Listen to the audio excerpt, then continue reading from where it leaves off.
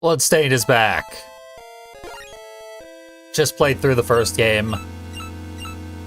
Been looking forward to playing the second game, so I'm gonna. Got it while it's on sale. Hopefully everyone else did as well, because that was a 50% off sale. This game is worth its full price, much less 50% of it. Well, the first game was. I don't actually know much of anything about this game. I'm eager to find out. I don't know what any of this means. I assume it is like the first game, but it's episodes, so you can't, like, beat the entire game and then unlock new stuff. We'll see. Not gonna worry about it. Veteran difficulty. Legend difficulty. That's endless respawns. And one character's death equals all the characters' deaths. And casual. We'll stick with veteran. I can barely handle veteran because I'm not a veteran of these sorts of games. But casual is pretty easy. 2-player mode, introduced in this game. Let's see where the story picks up. We know where it left off. Zangetsu from the east, demon-possessed swordsman. Recruited a bunch of people to help him kill every demon who ever lived. And so they effectively did. They defeated the major threat that was plaguing the land. And now Dominique, an exorcist set by the church, was sworn to revenge against demonkind, spread word of a tower of unknown origins.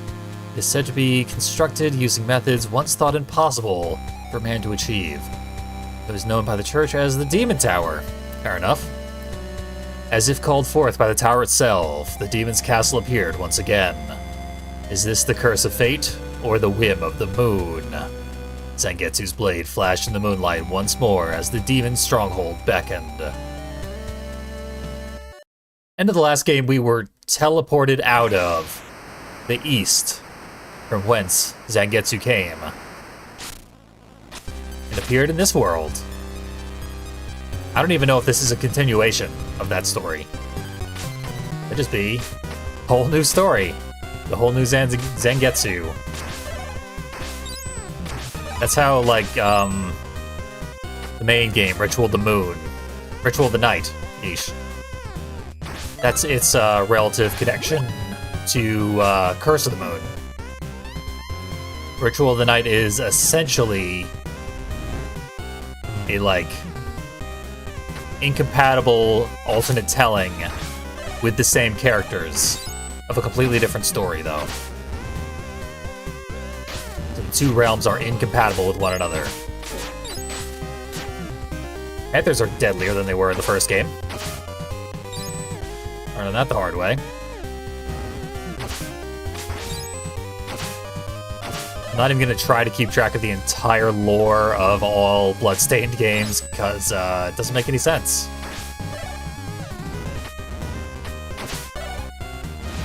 Just try to follow the ones that are relevant to the game I'm playing as best I can. Looks like they did away with skeletons that tell you where to go next. But not shortcuts that you can't access until you have unlocked additional characters, so something to look forward to there.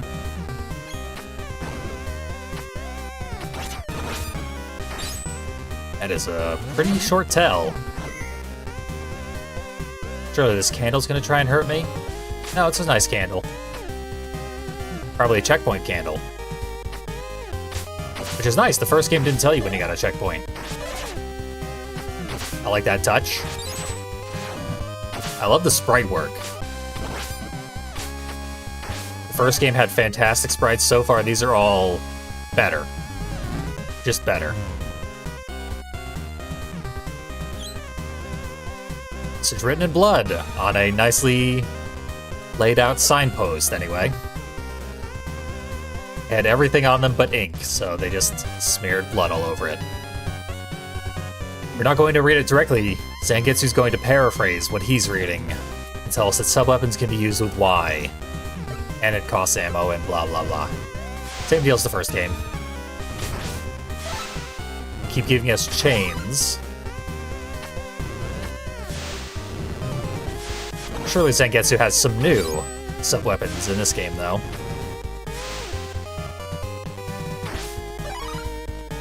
You only had 3 first time around. And they're all, frankly, the worst of the various characters.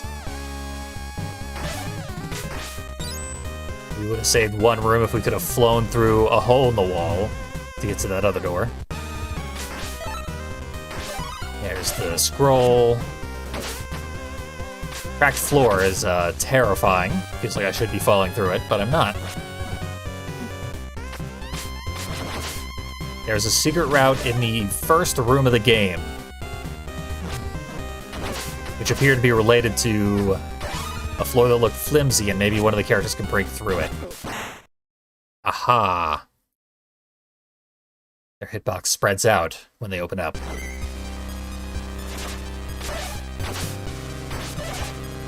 Good to know. I haven't really paid attention. I don't think I have knockback. I'll try and see if that's still the case when I get hit again.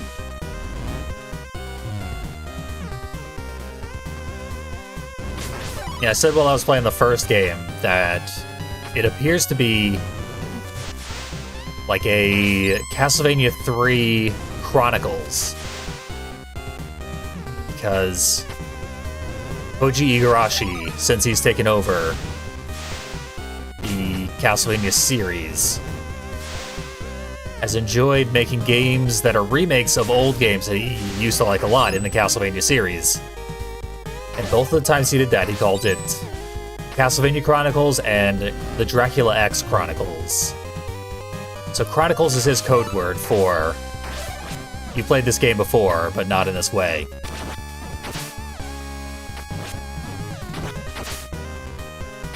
And this appears to be his attempt at remaking Castlevania 3 as a Chronicles game in his style.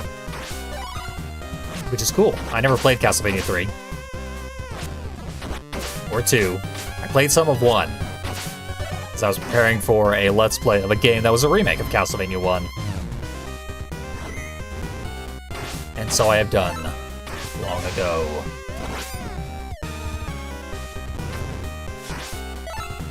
I officially have knockback. Good to know now than when I'm trying to make a jump. Like I can just run over gaps.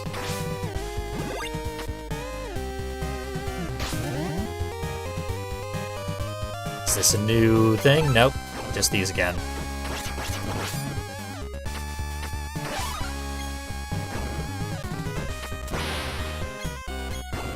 I could probably, yeah, get rid of the fireballs and just barely not get knocked over the edge.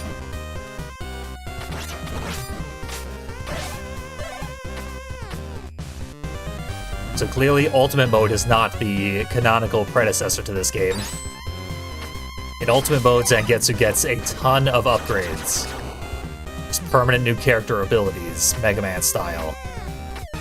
And he gets them by murdering his would-be allies. Hey, the skeleton that tells you where to go. This guy can't even defend himself. He shoots over his own head.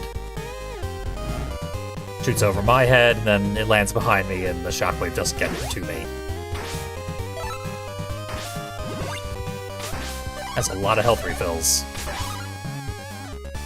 Clearly, we're coming up on a boss. Is that the boss? It's a dragon in front of the moon.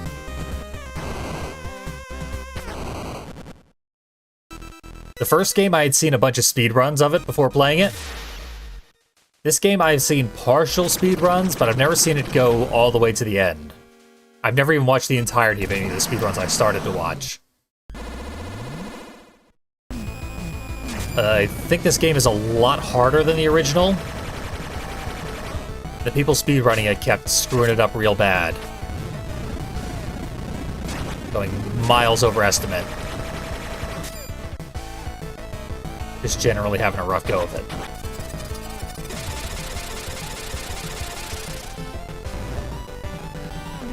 Fascinating body horror creature. Not even sure what to do about it.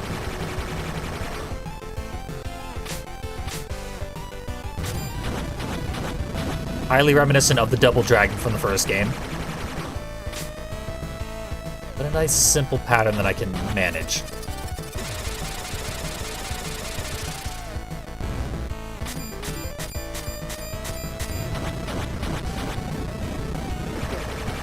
Okay, it does fire across the entire screen all at once. It doesn't have to actually travel across the screen the way the double dragon's attacks did.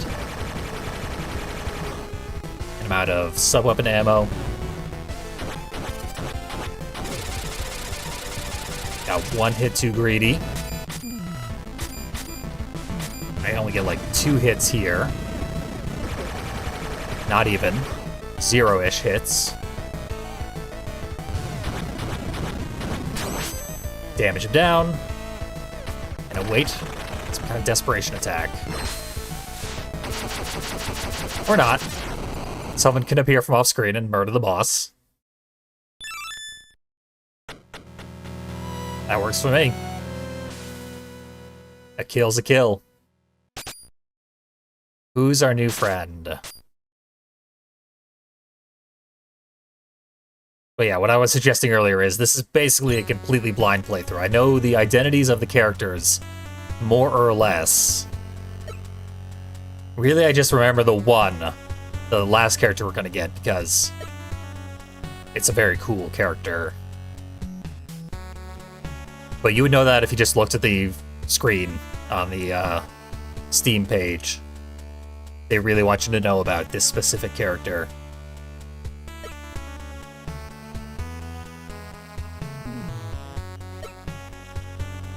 Already knows my name. Yeah, this is Dominique. She airlifted us in to this whole situation in the first place.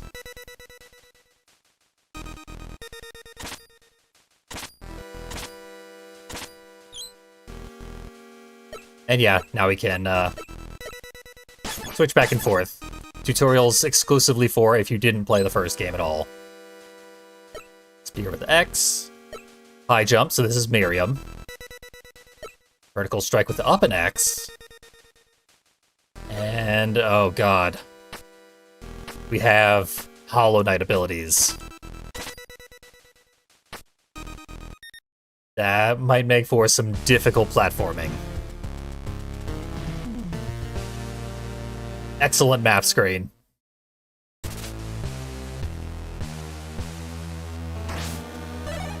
I assume they're gonna make us, like, bounce on enemies. Let's try it now. Better than that, hopefully. We'll get a dry run of it eventually. Yep, you can bounce on enemies. I hope never to have to. Seems like I should be able to get that. Zangetsu can. Maybe. Well, he can take more damage anyway.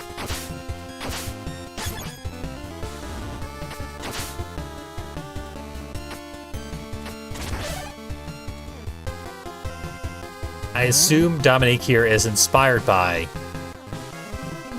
a character from one of my favorite Castlevania games, Castlevania Bloodlines.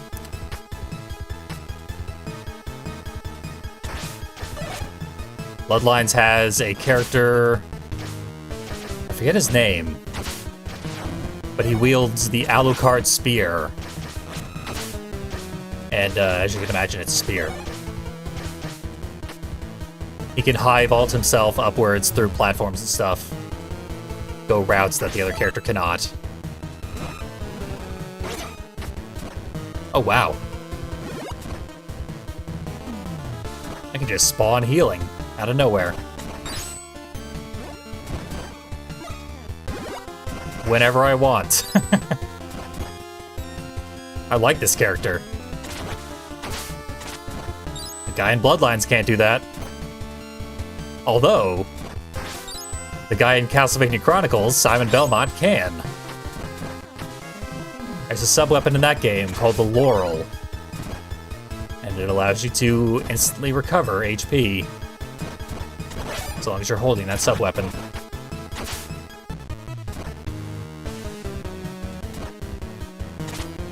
Can't do it in an emergency, but oftentimes I find myself completely unable to advance without dying. Because I'm not great at these games. I make no claim.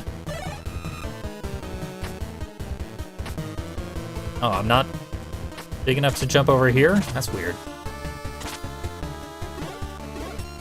Aha! Okay, so if you hold down, hit jump, you immediately go into the pogo state. And that allows you to bounce on stuff. Like, for example, the skeletons. And that gave me enough height to get through. Or the shortcut. Good thing I was just randomly pressing buttons there. Not quite randomly, I had a pretty good sense of what might happen. How about this? These are crumble blocks? They certainly are.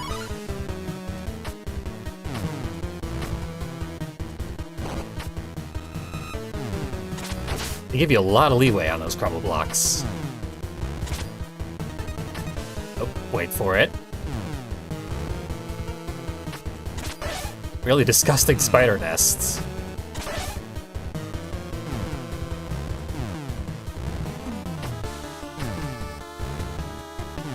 Hurry it up, spiders. Places to be. Oh. Hole in the wall. Ugh. PTSD flashbacks about Hollow Knight platforming, Collins, he said. Well. Off to a great start. Yeah, if I held jump there, I might have been able to get to the next set. But clearly I was meant to climb the whole way there. Luckily that was optional. I hope they're all going to be optional.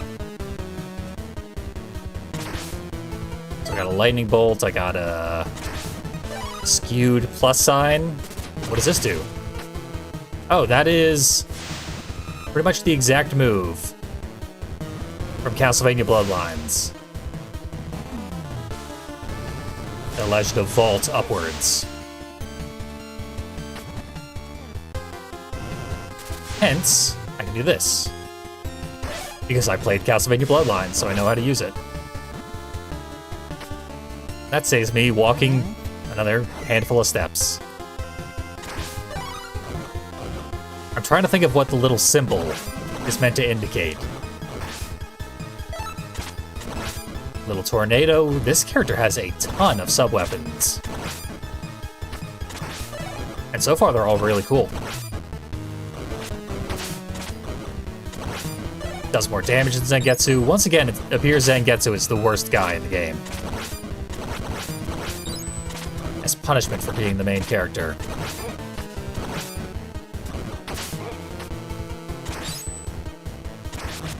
Wouldn't mind having my healing flowers now, though.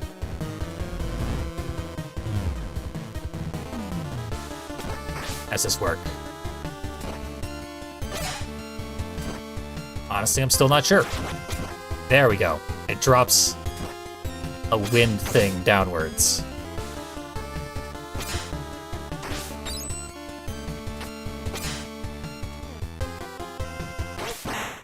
Damn. Jumped way too early there. But I hit a checkpoint, even though there was no little crystal thing. Oh, because it's not a checkpoint. When you die as a specific character, you reset the screen as the different character. Assuming you have multiple characters available. If you don't, then you go to a checkpoint. Excellent dodge. No regrets there. Do not care for these turrets.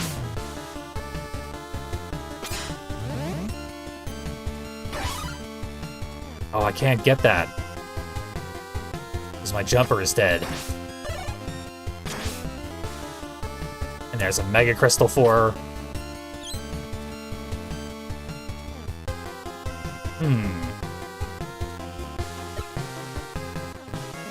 Yeah, I should have had Zangetsu die.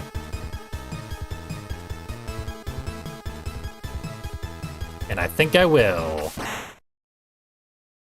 I need that magic pot.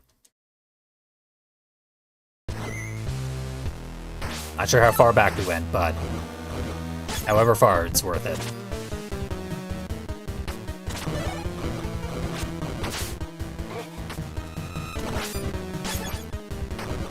We'll send in the tank.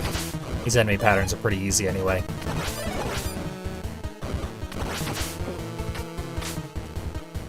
Dominique's one balancing feature appears to be a low HP pool.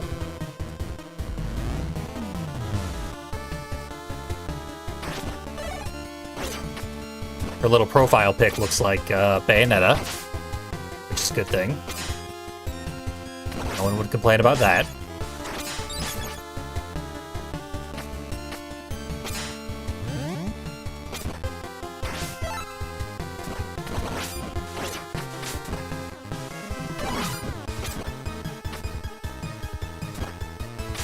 Okay, I messed that up real bad, but still got through.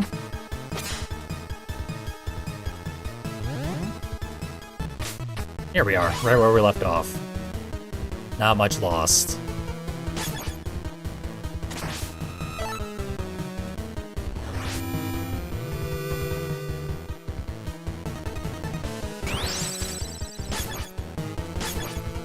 Didn't quite give Zangetsu full health, but close enough.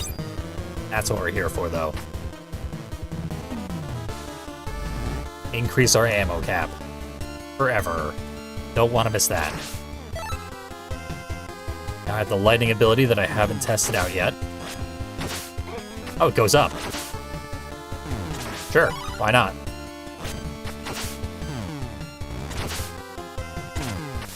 Excellent jump. Well, I got what I needed, so...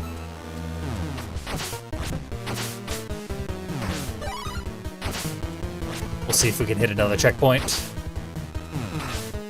Not the one who's carrying us. Hopefully there are no further secrets that only she can get.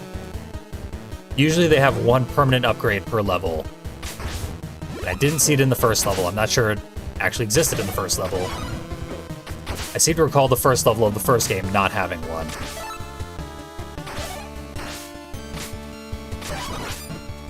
Because only Miriam was able to get most of them, and you didn't have Miriam in the first level. This is clearly a boss fight.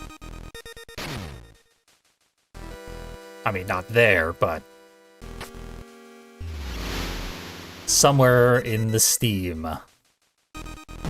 We fell into this demon sauna.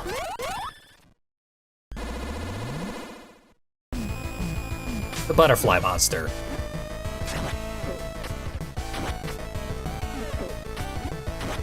Hit me with a lot of butterflies here. Oh, they, of course, turn into gauntlet enemy spawners. As butterflies often do. This is a complicated boss.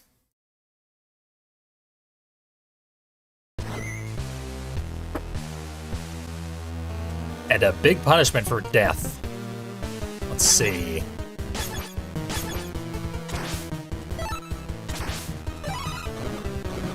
We probably want the lightning if we can keep Dominique.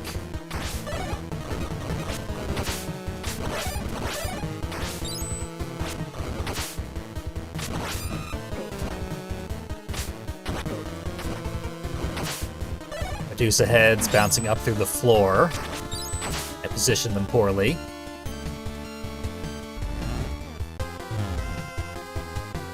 Let's see how good I can get this handful of rooms. With my remaining 2 lives, I think.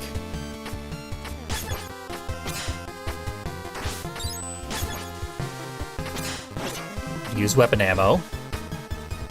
And not getting hit by turrets. And making my jumps.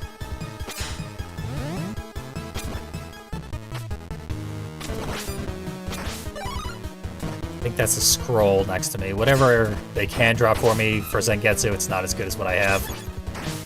Might be better for you. Yeah. Lightning's pretty good.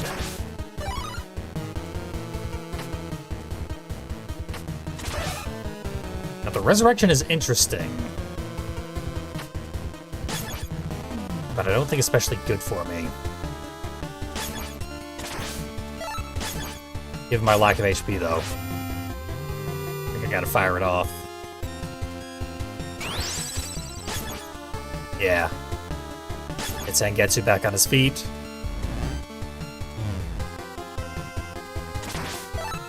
Go through this nice, easy spider area.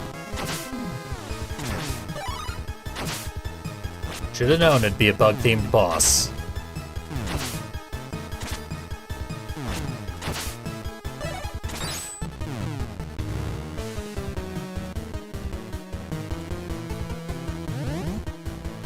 And this was pretty much right where we were.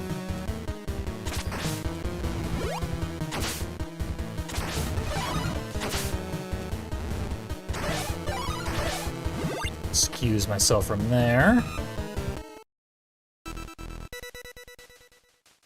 And go for this again. Maxed out ammo, pretty much all the resources we can get. And we'll be good at poking upwards to get rid of the butterflies, I think.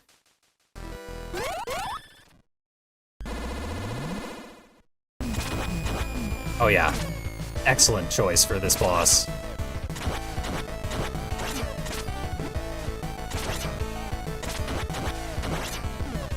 The upwards thrust just gets rid of all of the boss's advantages.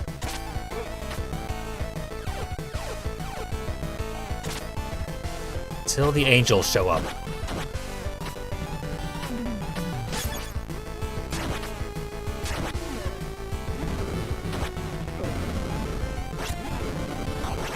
Okay, what am I supposed to do about this?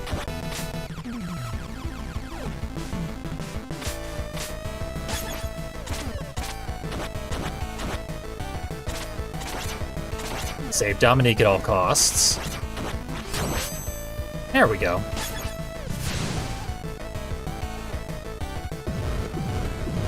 And who's gonna save us? Some green guy.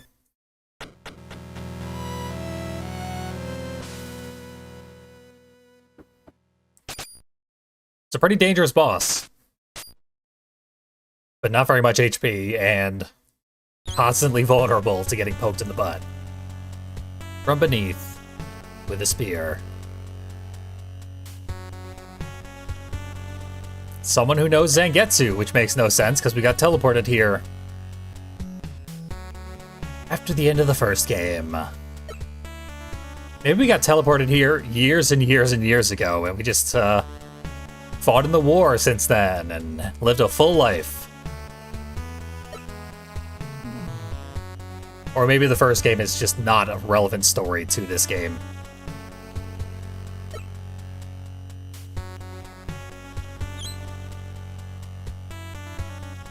Everything with Bloodstained in the title is an unrelated reality.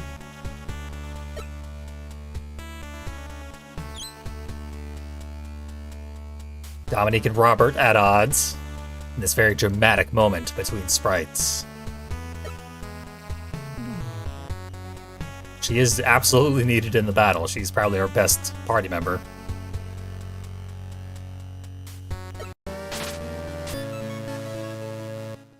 But maybe Robert's even better.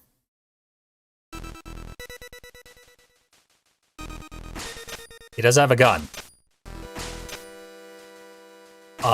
Infinite energy is what I'm seeing next to his name.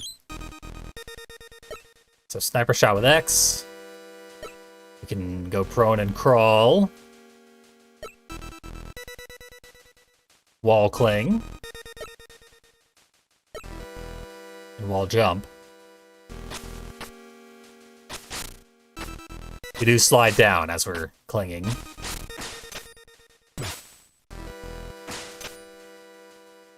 And there's our crawl.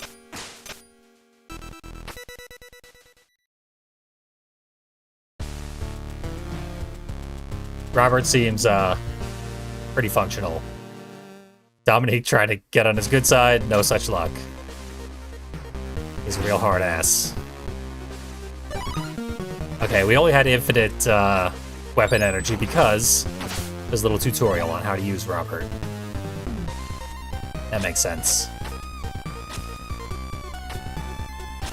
I kind of figured the small gaps would be places for Robert to crawl through, but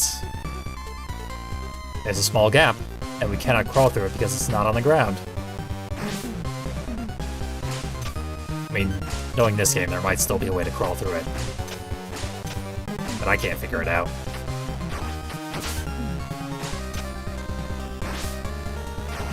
He does have to do a little reload after every shot. But full screen shots are really great. With these, I'll have no reason to ever take any damage. The way I just did multiple times. What's the sub-weapons like? There's the spears. We saw the spears. And he's dead. Bye, Robert. Nice to know ya. He's even more fragile than Dominique, so... Gonna take some getting used to with that guy. And this is not a floor we can plunge through. Unless it is. This is not the character to do it. Nothing about Robert's specific abilities made it look like he'd be able to break through floors either.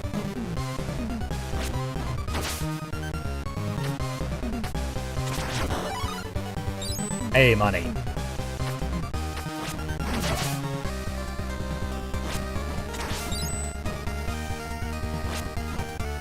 Flower almost reached me.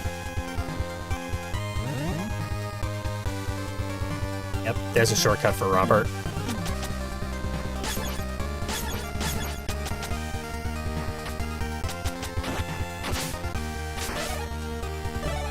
Would be nice if I could just crawl through there.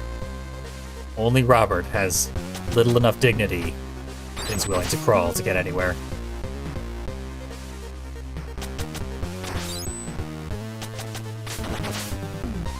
Pride will be our downfall.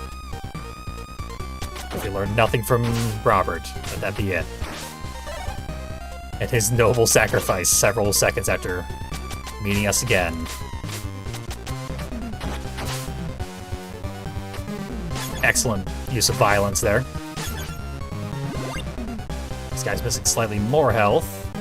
The skeleton says go down. I can't.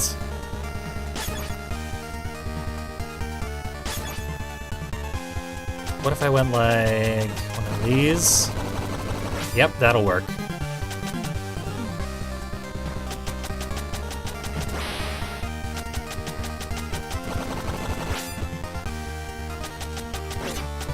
Almost.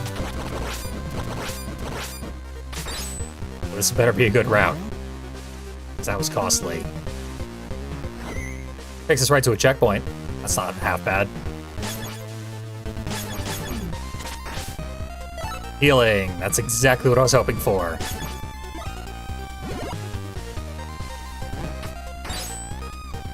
Okay. A dragon that blows up.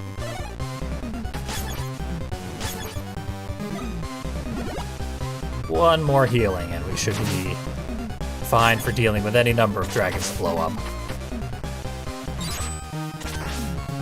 Infinite spawning, though they may be.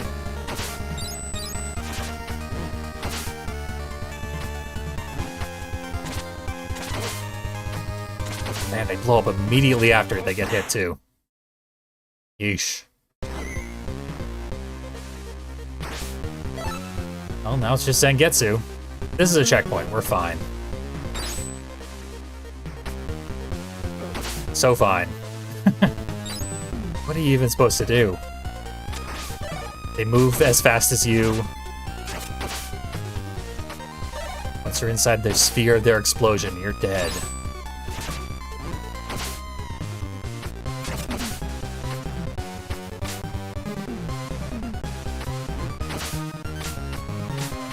Oh, hell. I think I was out of ammo. I was going for ammo, but I didn't have enough jump height to do it. Use the spear wisely. Ugh. Still get hit.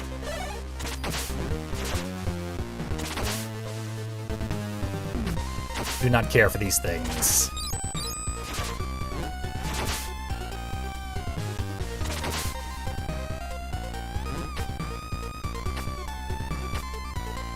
Yeah, they speed up as they persist their travels toward you.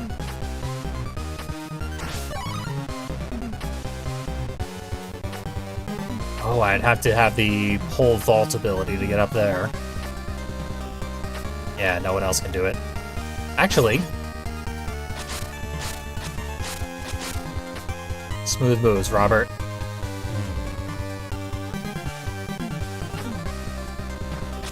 Oh yeah, Robert's rifle is probably an excellent way to deal with those things. Or his roly-poly. That's my new sub-weapon. Fish skeletons. Terrifying monsters. Surely one of these waterfalls hides a gap in the floor that you can't just walk over.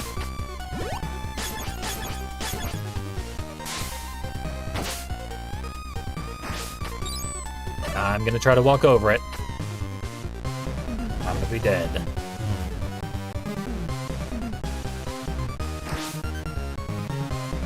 Still haven't used the roly-poly. I'm gonna stick with that for now.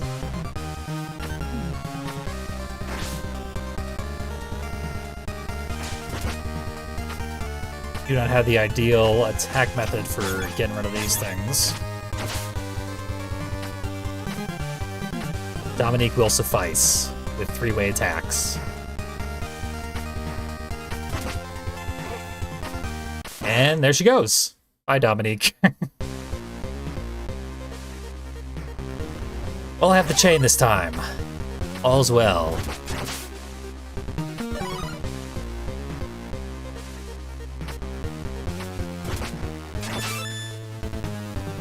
I think that got us a 1-up. Yeah. There's a 1-up meter, like an experience meter there. Let us know how close we are to earning another 1-up. Via score. See, this one we can ascend, but we do have to attack while we are ascending.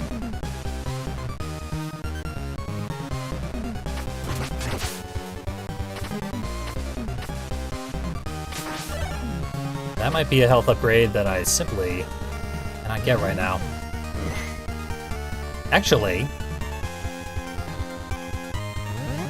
I can totally go get that right now. I think. But I can't kill myself in that pit. I'll have to kill myself off of this guy.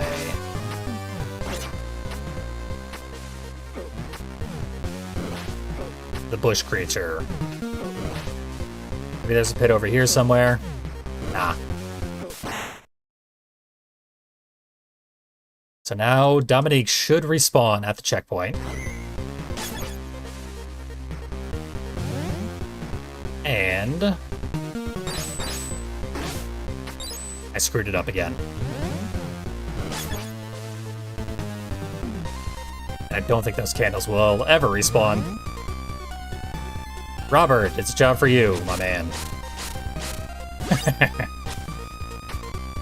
Nice to have options.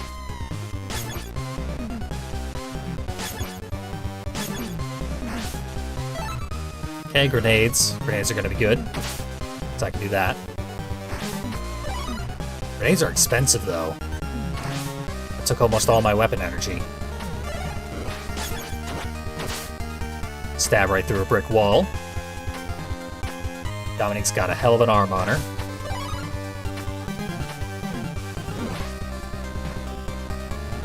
That's... maybe we'll backtrack for that later.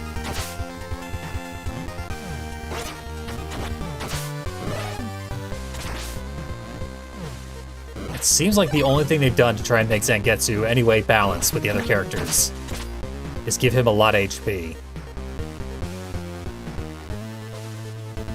Not the most exciting way to make him good. There I could Hollow Knight my way across. I'll get in my practice. Hey! half bad. There's the Resurrection Crystal. But since I main Dominique, she's probably going to be the first to die. Therefore, have the least use for the Resurrection Crystal.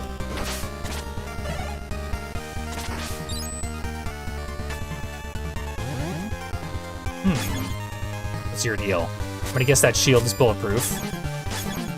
But all of our other attacks are melee attacks which pass through the shield.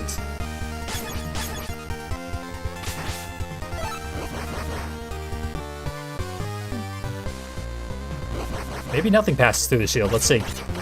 Nope, everything passes through the shield. Except bullets. It was the same deal with Gebel in the first game.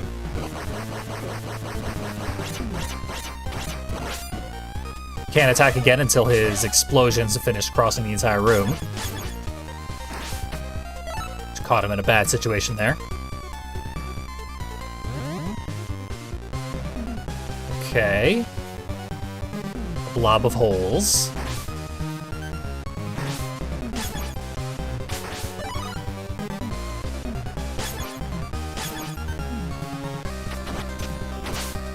There. Shoot him from safety. Not even worry about it.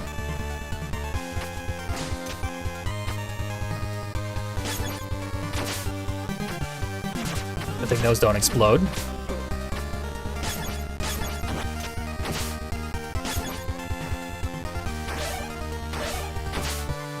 Yeah, they can't really track me, they just sort of fall downwards.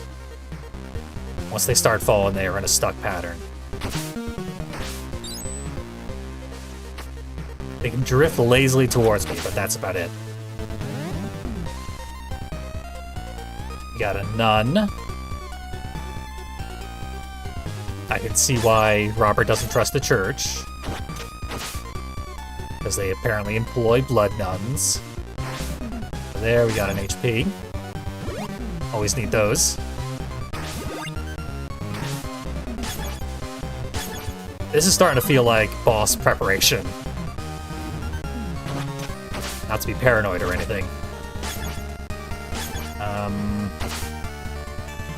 Yeah, Dominique's the best choice for bats when I don't have spears.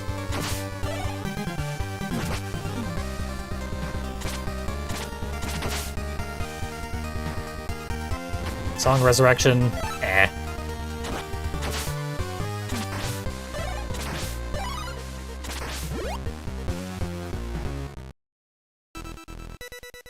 And this is look like a boss arena.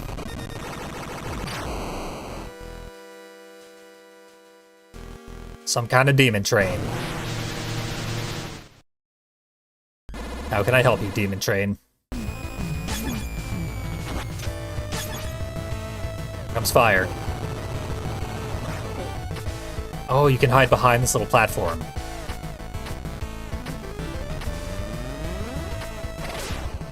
Let's observe these attacks for a little while.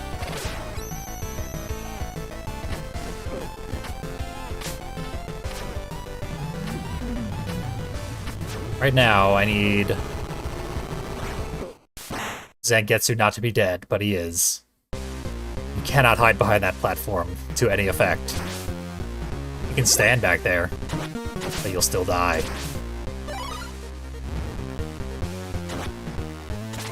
Whoop. Got the gun there.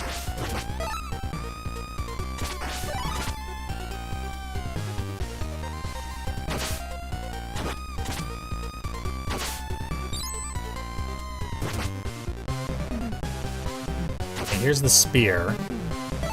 Mega jump thing.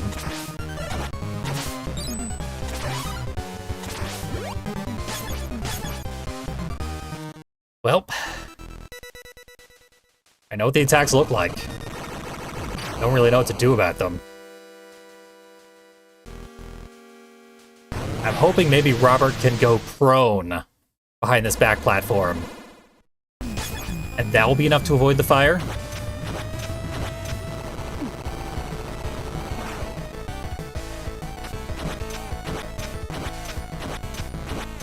Don't know if that worked. Okay, that doesn't do damage. And that's Fatal. Those blobs of fire only attack 3 of the platforms, I think?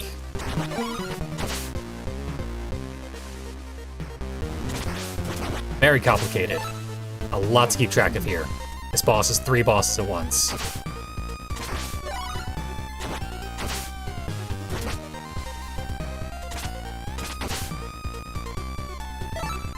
Kinda need this now.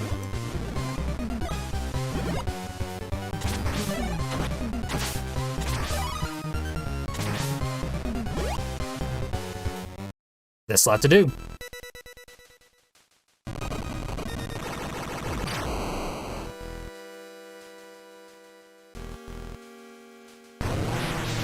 What do you got for me, Death Train? Now I can attack the flower after it sprays fire.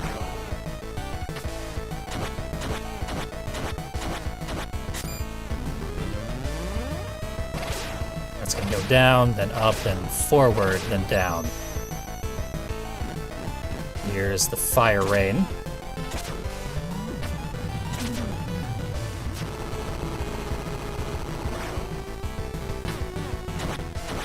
Maybe this is the whole pattern. No, this is not the whole pattern. Something terrible is happening.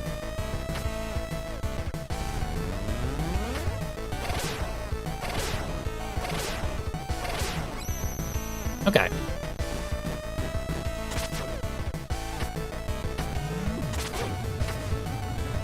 Careful. Another 2 cycles of this and we should be done.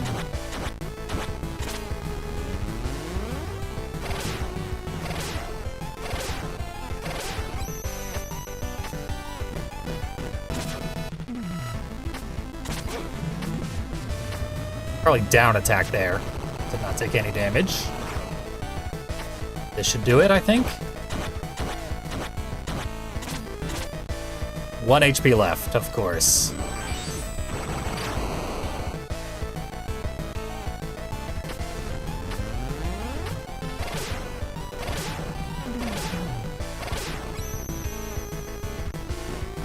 Let's see if I can at least do this without taking any damage. But yeah, Dominique can solo this boss, no problem. That's pretty cool.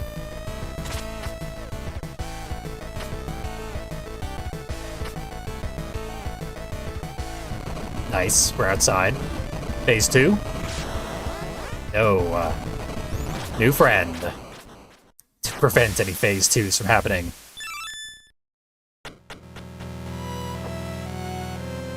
I like that they tease a desperation attack every time. And then each time someone swoops in to rescue you. This time it's the best character. Best boy. I already know his name, but I won't spoil it. And his identity. He's Zangetsu's old friend. Clever little guy.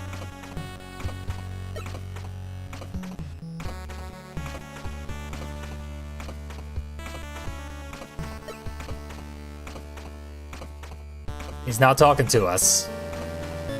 But Hachi is our new ally. He's a Corgi alchemist who builds robots. And now we have a mega death robot on our team. With an arm of destruction. Death from above. Steam hover. Wild step. Ignores spikes.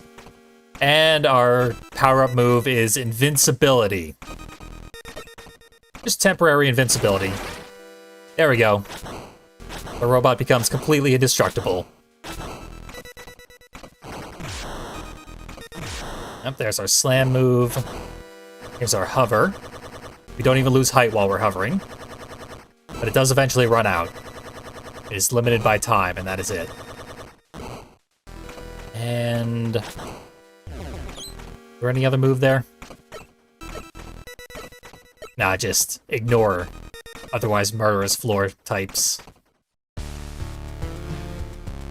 Pet the dog. Perfect.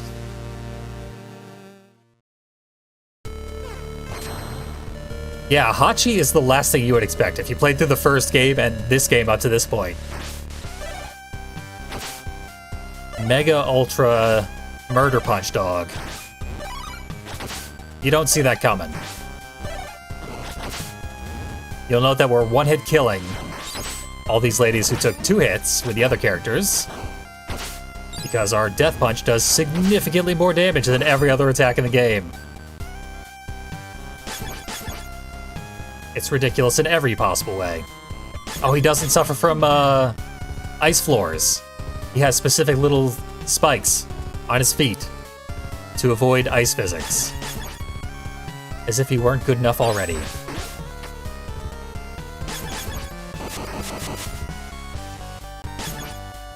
What is up here that's so great? Wind Crystal, which is terrible.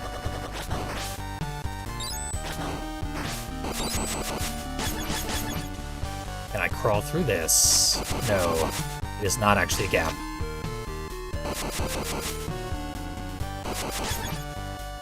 Okay, so now we need to get in a fair fight against ice golems.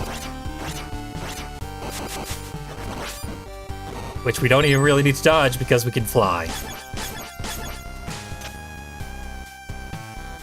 I can crawl in here, but I can't do anything. It's weird that that alcove even exists.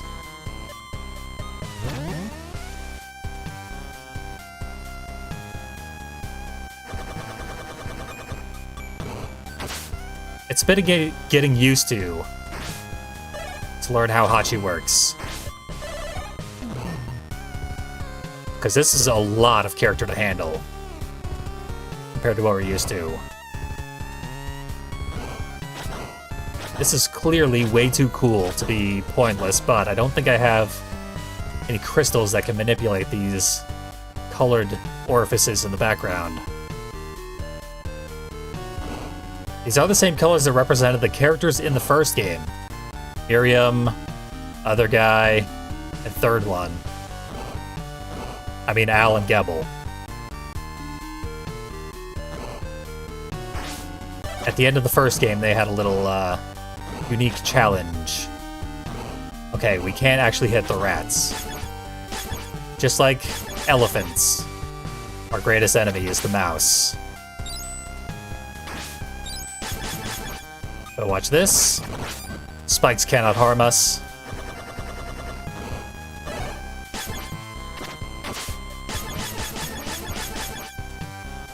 Boom. Spikes be gone. Oh, we can punch down barriers and stuff. Yeah, I do not want to lose Hachi, if at all avoidable. So I won't.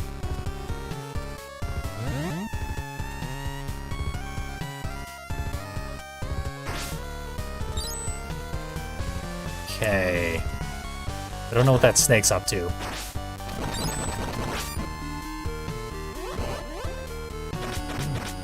Ah. Cast ice spells.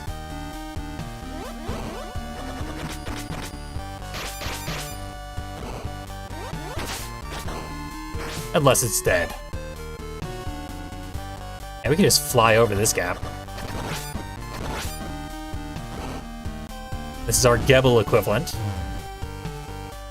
And also a literal tank. It seems like Zangetsu has the same sub-weapons in this game.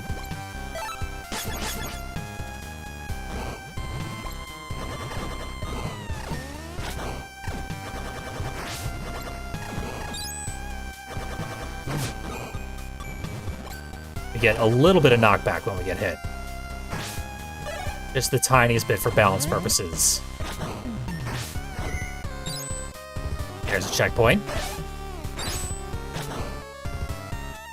Not gonna lose the good dog anytime soon.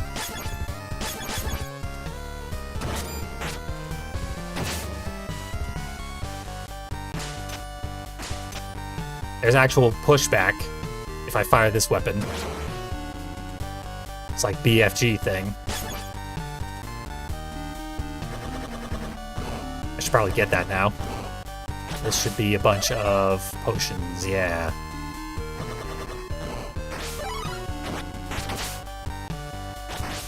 It seems like the mimics will just leave us alone if we don't attack them.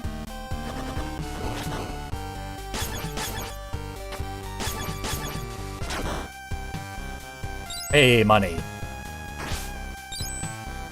Your money cannot be rescued from dog. Yeah, it's just an actual crate. Watch this, I think. What was the move? This one. There we go. It's down and jump to get Dominique to do the downward thrust attacks. Down and attack to get Hachi to do them. Crocodile slides underneath my punch. Gotta be ready for that, I guess.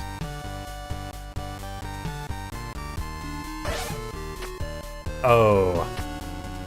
Can't go the secret route. Yeah, the walls aren't close enough to do wall jumps to make up for it.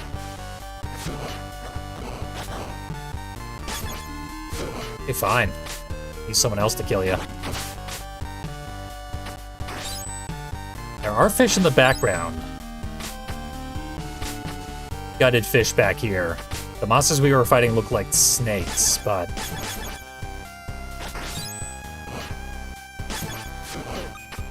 it's also a bit of a fish theme. I think that was a health up. Probably should have saved for Hachi.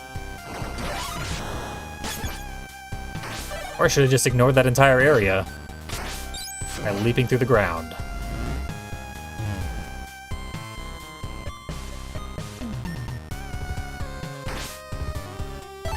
There's the chain. Chain's usually better than the scroll.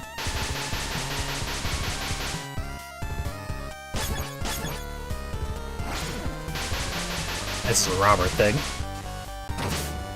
Bam.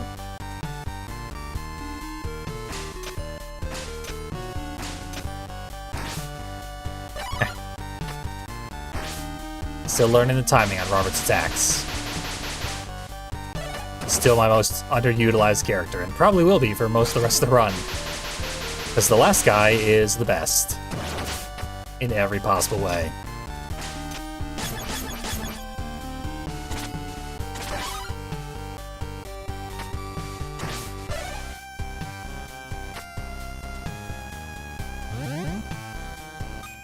I assume the spikes are just instantly lethal for any character that can't just crush them.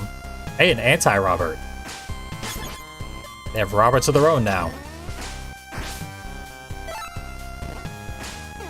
Well, here's my anti-Robert. Didn't work.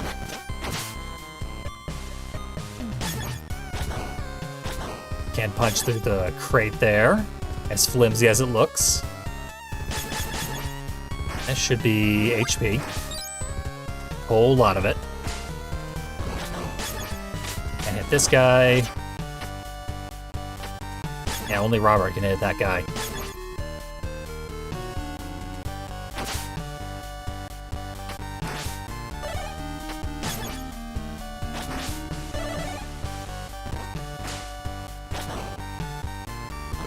Fine, you stay down there. Not you, though. You gotta die. Oh, I could have broken that down. I guess I could have flown over this gap. Saved a little bit of platforming. This is very, like, speedrunner friendly.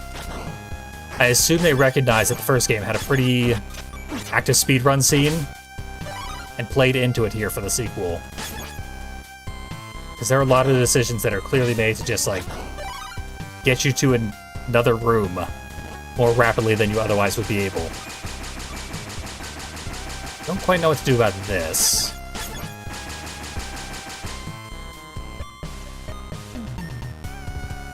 Curious, what tools do... oh, I have invincibility. The ultimate of tools. Bam.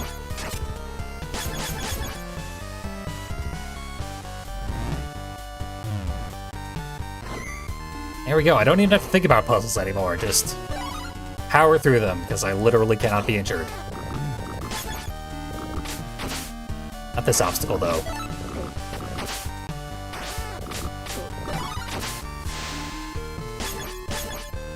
Who's gonna be good at dealing with the frogs? Pretty much nobody.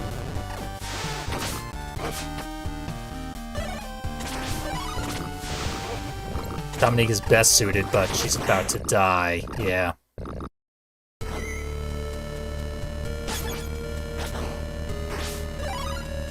Oh, I said to use invincibility. I'm doing it.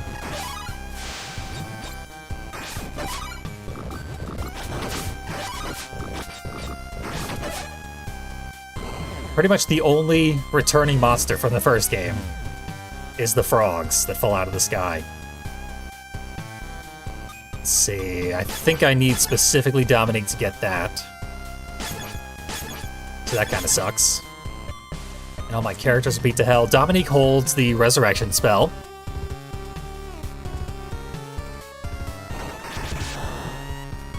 So the one character who could save Dominique is dead.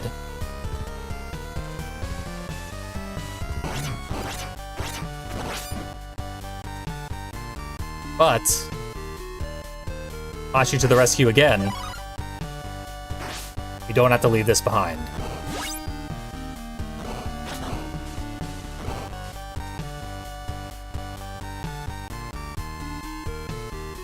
We can even get one of these.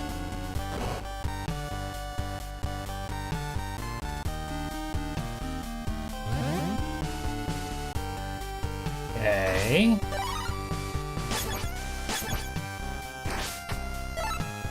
Spears probably trying to tell us something.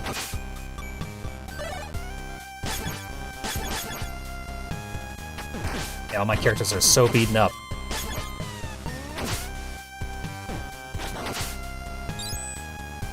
Oh god, about one hit to him. So let's not take that hit. Or maybe we should, because the checkpoint's right there. This is terrifying.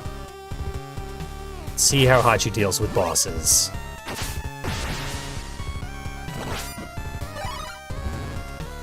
Terrifying background. Glad we only got to see it for a second.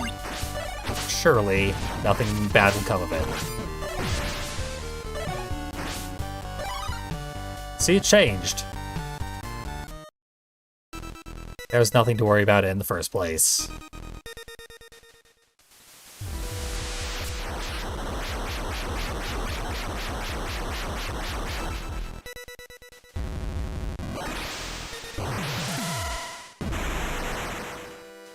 Speaking of mermaid snakes,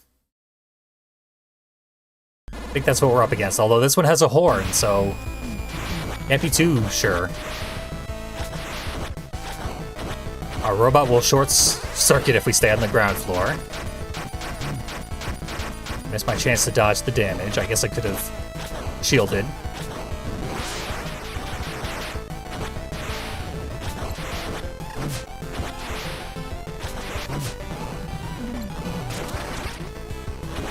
Gotta go invincible.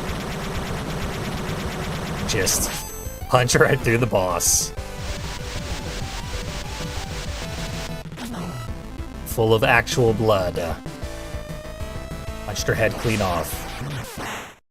Okay, I should have stayed on the platform. Because this boss has a second phase. There's no one to swoop in and save us. Wow, what a twist.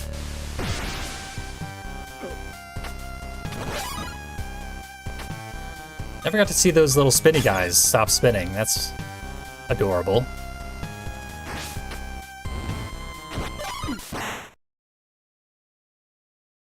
Yeah, let's just party wipe. Yeah, look at that Cthulhu monster back there. Coming our way.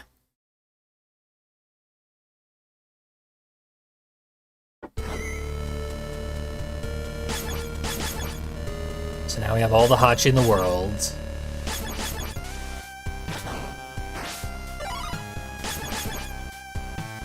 Pretty good here. Don't know what that is, but I'll take it.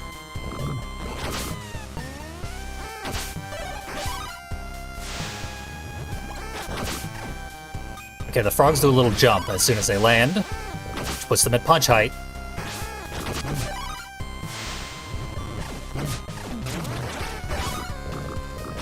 And I just discovered a small limitation of the invincibility is you have to have your feet on the ground when you fire it off, otherwise it doesn't work.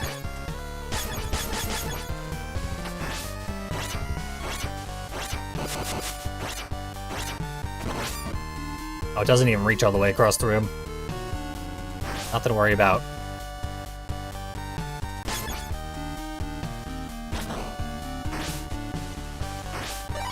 Also, belated thank you for the 100 bits. For a tip that I had figured out mere seconds before being told. I think we're gonna need the ammo first and foremost.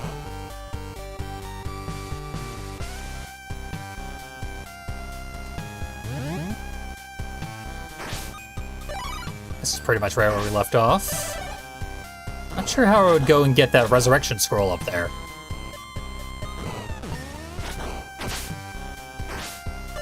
If I had the pole vault, maybe I could reach it, but even then, it seems a little high. The lightning would do it. I haven't seen a lightning pick up anywhere in this level. But I haven't been looking. Not even worried about those creatures. Bouncing mouths. Gibbering mouthers.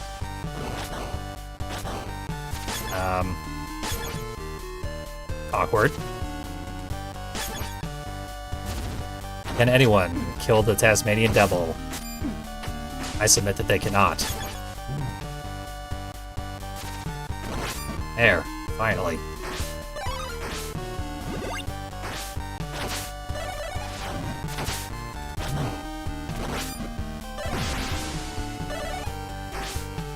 I took way too much damage there. This is quite poor.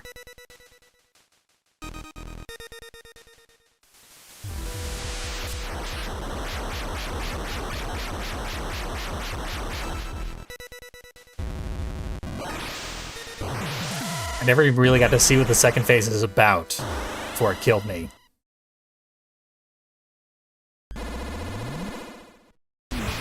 So the first phase is fine. Let's punch our way through it. Go invincible when we need to.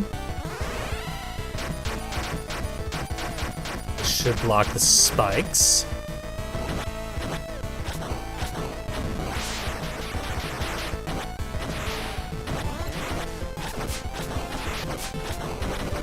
Yep, then we can just stand here as necessary. Punch the head off. Save some ammo. Get ready to fight the gut. I think there's a wave first. Yeah. And spikes. I'm gonna clear out the spikes.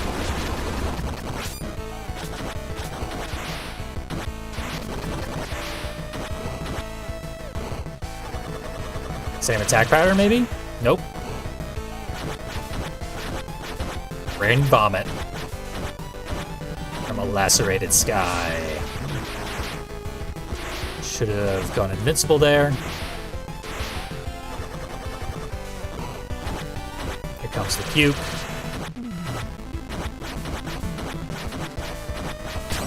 Okay. Just punch through it.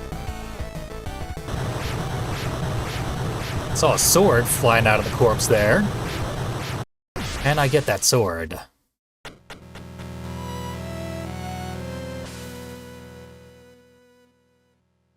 I mean, logically the sword would have just flown into the ocean as it went straight upward out of a boss that was in the ocean. And yet here it is. Hello, sword. Soul Eraser. Hopefully it's better than Zangetsu's current sword. Oh yeah, it's got a little combo. And the aerial strike from the first game if you kill Miriam. It obliterates souls, so it's appropriately named. Good and evil alike. Saw the combo, I saw the mid-air slash. Soul Domination powers up all sub-weapons. What? Is this Soul Domination?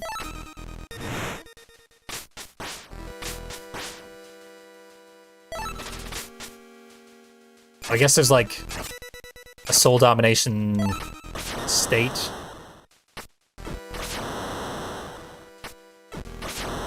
Yeah, that's better than it used to be. Maybe all the sub-weapons are better in some unknown way. Everyone's very cold, except the dog.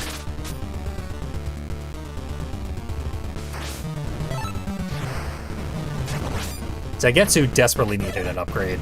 I'm glad he got one.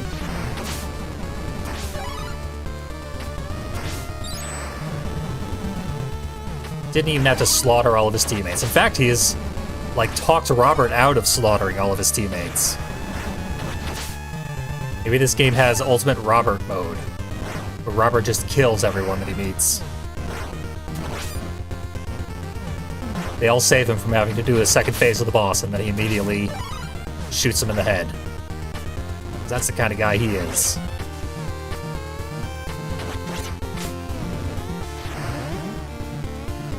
And here's the gargoyles.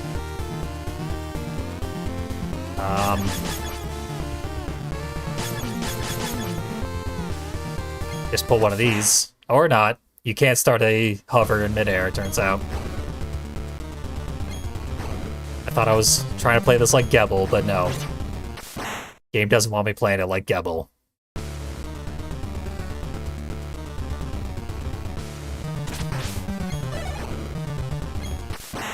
I'm just gonna hurl every single one of my characters into the abyss.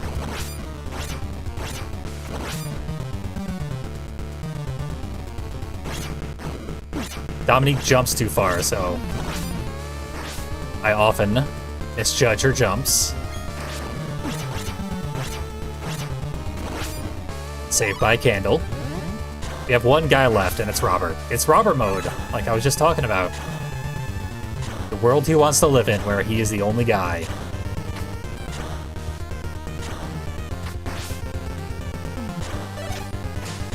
Him and Zangetsu, but Zangetsu's always the first to die, so... Oh, it slid out from underneath my feet.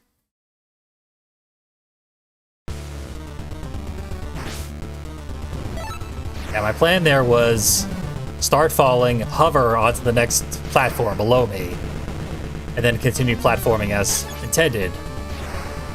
Save one set of stairs. Instead, I just died. It was not a good plan. I hadn't really experimented much with how hovering works. Potential skips therein. I just recognized that there were a lot of skips worked into the game. So I thought maybe I had discovered one. But no.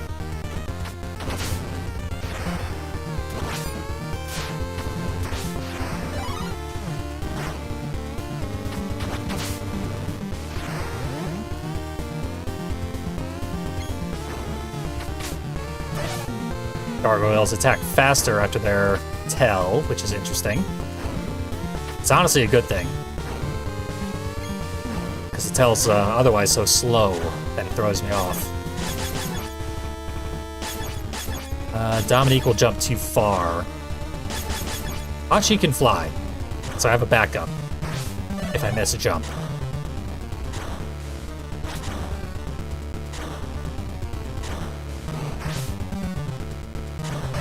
I'm assuming lava is instant kill even in a robot. It's not, thankfully, because I missed every possible jump there.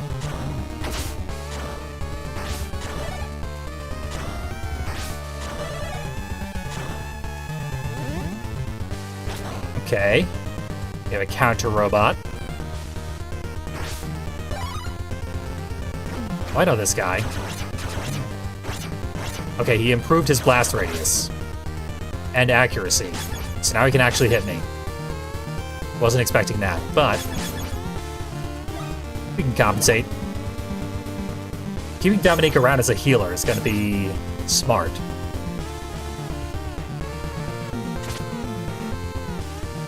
What I want to do here is I think I'll jump up to that. Yeah. Nice. Whoosh. Nice teamwork. For a group that all hates each other, they work together really well. So here's instant death platforming to get a Scroll of Resurrection. No thank you. Take the checkpoint instead.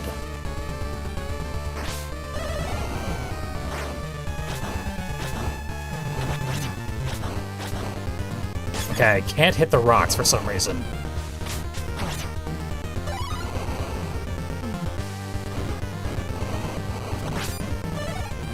Get better attack arts now.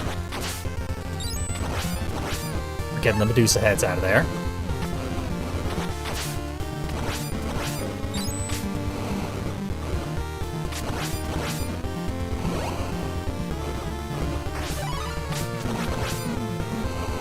I like that they changed the color of the candles to indicate that there's health inside. But they don't tell you whether it's a full health or like a large health, or if it's just a little tiny heart.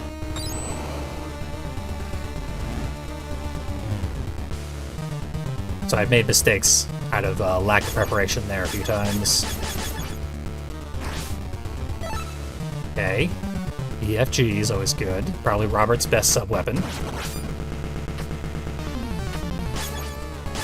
I've seen these guys before. They're not actually all that dangerous. This guy's returning from the first game. Blue-flavored zombies. Raspberry zombies.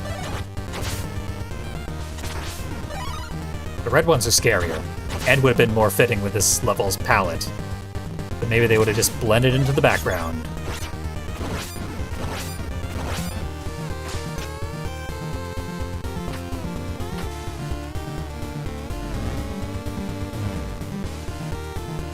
The characters feel even more extremely different from one another than they did in the first game. And in the first game, they were very extremely different from one another.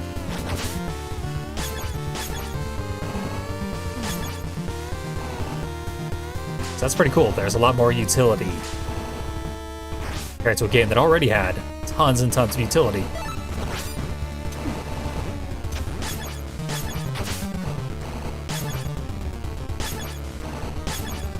Turns out Zangetsu is our sweep attack character now, after he hasn't been for 2 consecutive games. That's a tight window to get through there.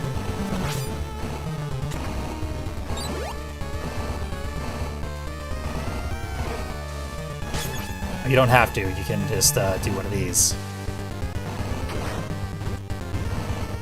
And then bad things happen.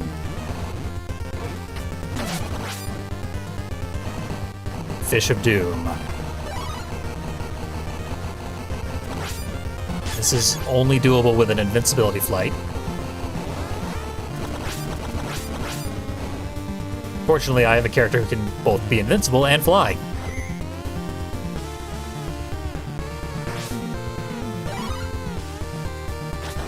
So far, this game has been much harder than its predecessor.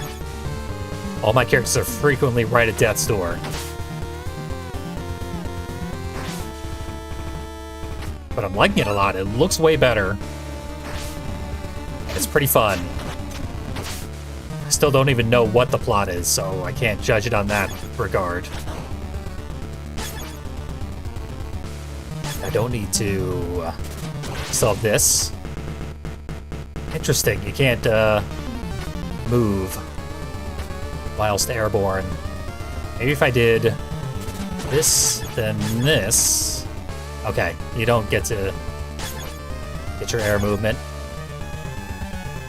Maybe this, that? No. No shortcut for me.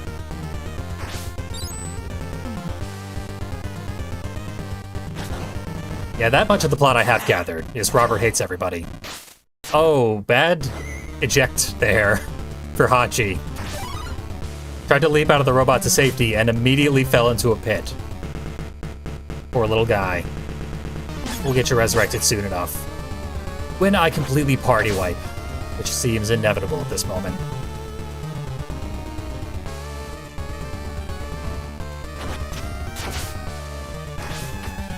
Good thing the Panthers leap over you. Maybe like... No, you can't kill your momentum in midair no matter what you do, no matter what characters you switch to. You were just stuck going the way you're going. Just barely hit him at the very edge of the screen. Saved me a little bit of trouble. Very little bit, because I died right afterwards.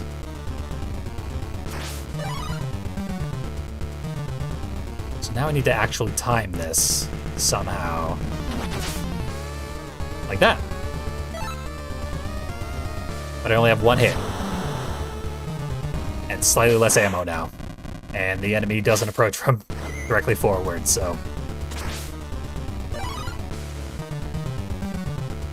And I do the same with my spear. Let's see.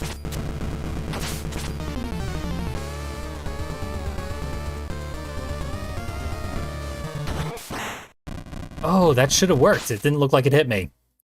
But it did. That's fine. It was a checkpoint. We're all set.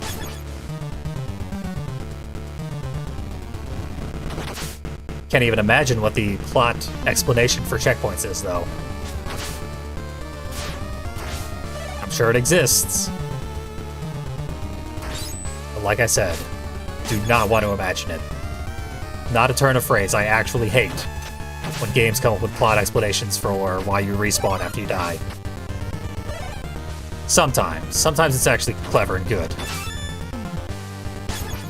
But oftentimes it's like really, really obnoxious. Katana Zero comes to mind.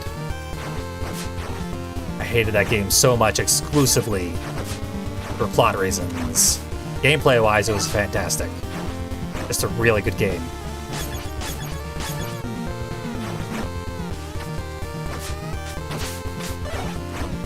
Okay.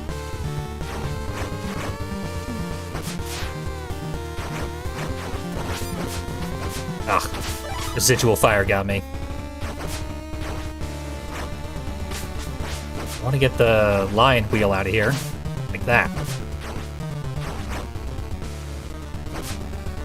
This area's a nice, satisfying little challenge.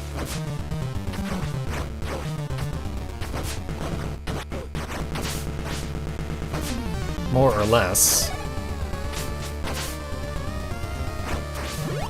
There. Some healing to make up for some of the cheapness at the end. Cannon guys that actually work now.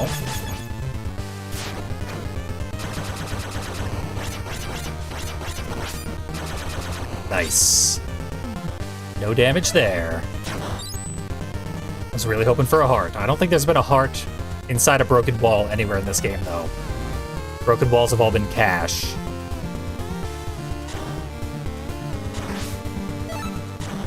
Sure, a scroll, why not? Use Hachi. So my problem is I don't need to levitate, and then I do. And then I screw myself up, and then I fall in a pit. Okay, this time, I'm certain that I have this. Never been more confident in my entire life.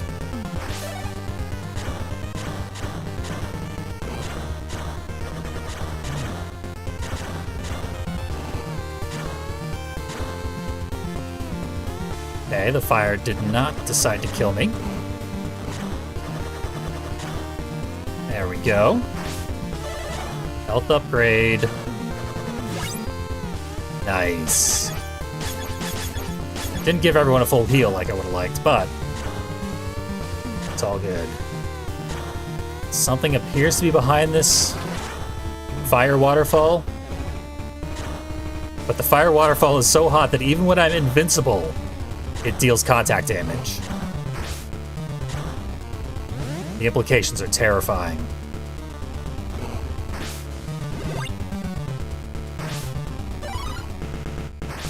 Okay, we got lava on the ceiling. It's worrisome.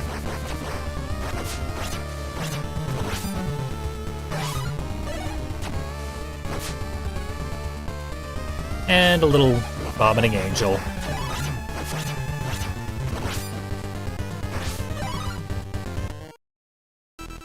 And a boss. What have you got in store for me now? I don't think I've ever seen the game this far.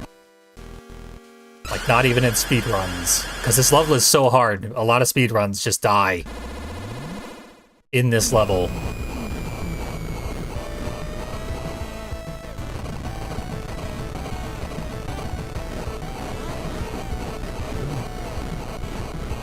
I didn't know what to do there, so I went invincible, and it didn't save me.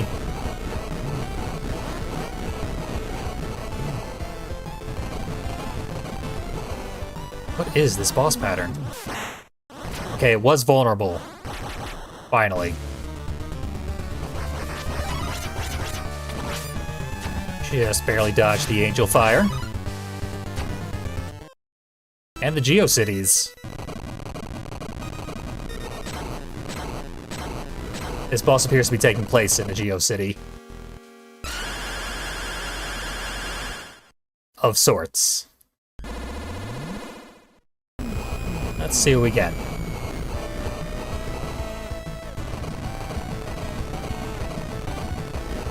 I'll try standing here. Stare it down. Oh. Almost screwed that up. And then I did. I almost, and I did.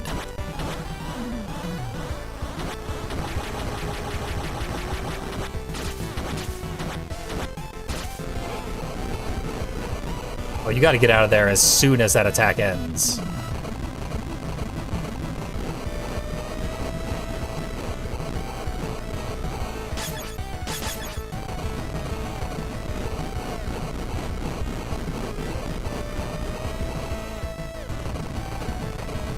Should be the tail. No, it's the head again.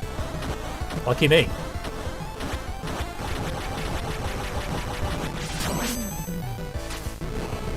Now what? Definitely another phase.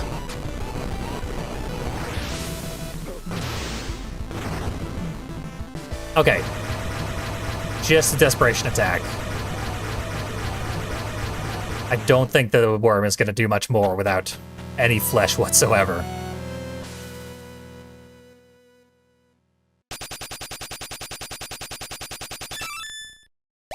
That was perfectly manageable. Nice, fun, well-designed boss. Not at all the Thunderbird from the first game. Still hate that Thunderbird. Titan sarcophagus. Again, not knowing the plot. I don't know if that means, like, we're close to what we're going for, or if that's good or bad. It looks cool. Look at these fossils in the background. Fantastic visual design. This game is a feast for the eyes.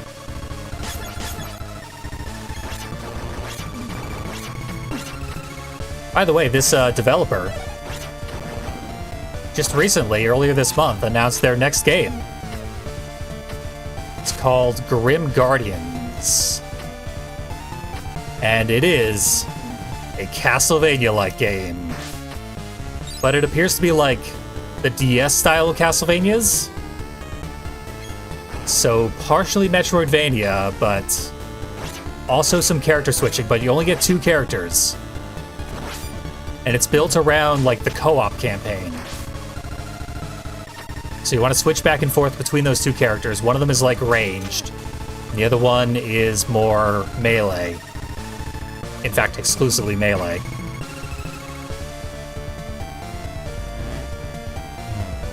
And normally, if you're playing just solo, you can only have one of them out on the field at a time, but, like I said, designed around that co-op campaign, so you get a friend to play with you, You get to have both mega melee and powerful range attacks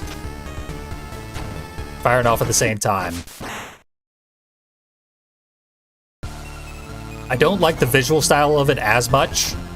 It's much cleaner, much less gross and disturbing than the gothic horror of Bloodstained, but it is still plenty gothic. And it's pretty violent, pretty gory. They cleaned it up a lot. But it looks more like DS graphics than NES graphics. Also a visual style that I'm not thrilled about, but you know. If I didn't have Curse of the Moon to compare it to, I'd say top tier, fantastic looking stuff. So let's pretend that I don't. And say that it has top tier, fantastic looking stuff. It seems too far for Hachi to hover. I'm not gonna risk it.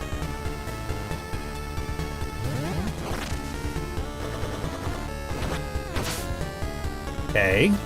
Sky swords. Go Damocles somebody else.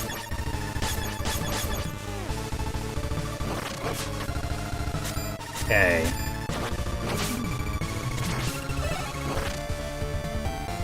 I'll bring out the sword. It's got a little bit of a shockwave and an afterward shockwave as well. Yeesh. Wasn't ready for any of that.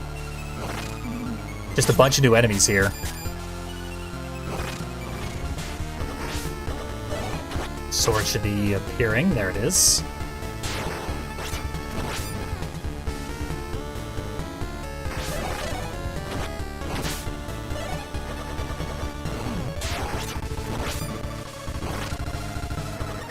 Can't say I meant to do quite all that, but I did get through without taking damage.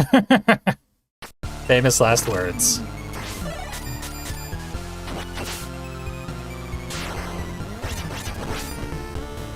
One hit is all it takes sometimes.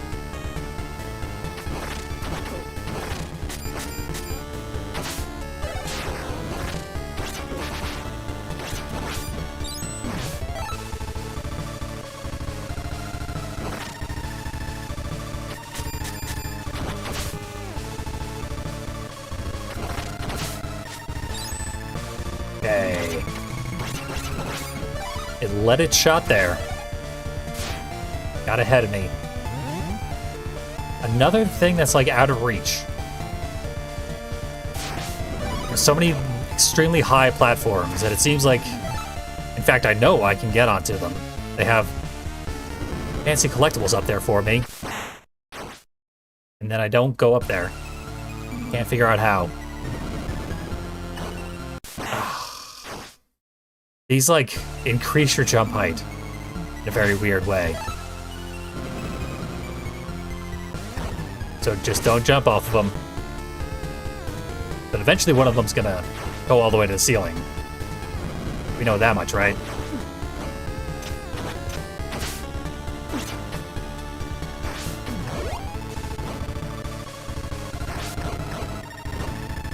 Not this one, though.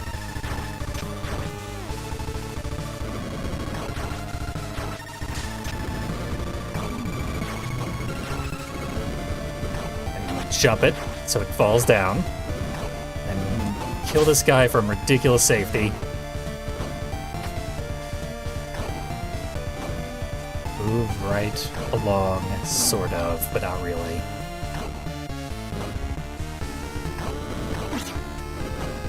Okay, use knockback to my favor and have the one guy who's meant to do the job. Hachi also would have been able to get through there. Hachi's always a good backup. So we had like Aztec statues in the last area, and now Moai heads. Just the temple of cultural appropriation.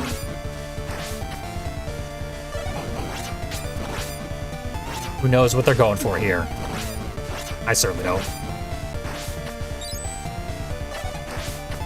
There we go.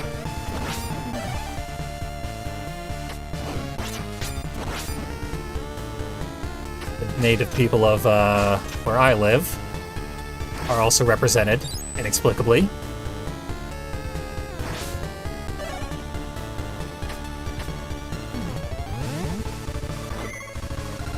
Okay, that's a checkpoint.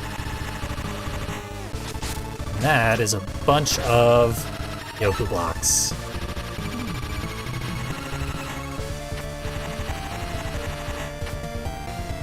They're pretty slow, actually. Yes, totally manageable. Now for doing that over instant death hits. Grammar. Got there eventually, though. Oh, Tasmanian devils. They're immune from damage until they stop spinning. I don't have any character that can get through there now.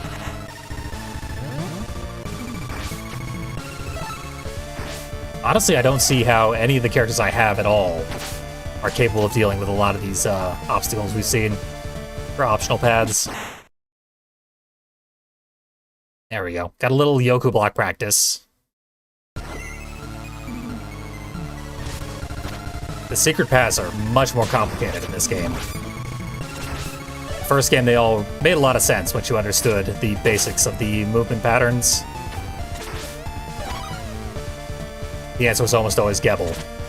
This Gebel could literally fly.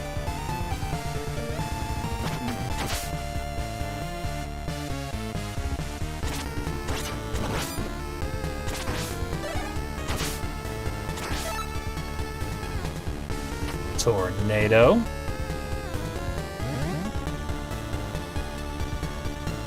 Also, it seems like pole vault is frequently the answer, and you never see pole vault drops. I've only picked it up like 3 or 4 times throughout the whole game. Oh, hey, Jeff. Thanks for joining me over on this weird Twitch channel that I decided to start for some reason.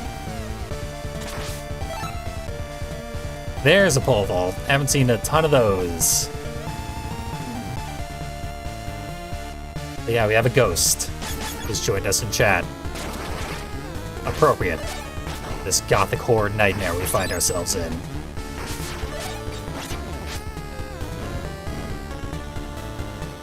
Where we have a dog and a mech.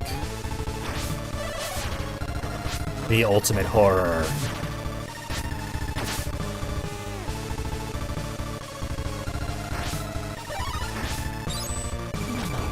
Yeah, looking forward to doing more beat-em-ups. Got a list a mile long because they were unbelievably popular for like 2 decades. And most of them were very good.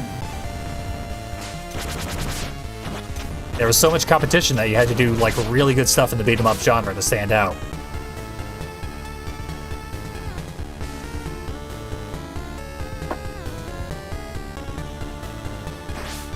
Robert did well last time through this segment. Don't want to switch to someone who jumps too well, because that tends to make me hurl myself into a pit.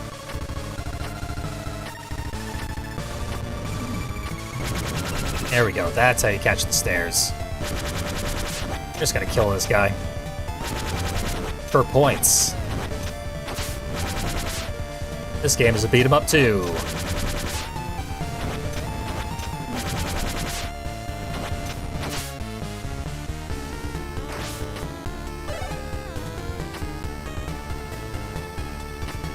What was this room all about again? Ah, yes. This is a very simple room. I just didn't get the timing right. And Robert's still probably the man for the job. Assuming I don't get jealous and actually do a jump here. There we go. Very simple. Just sort of psyched myself out last time.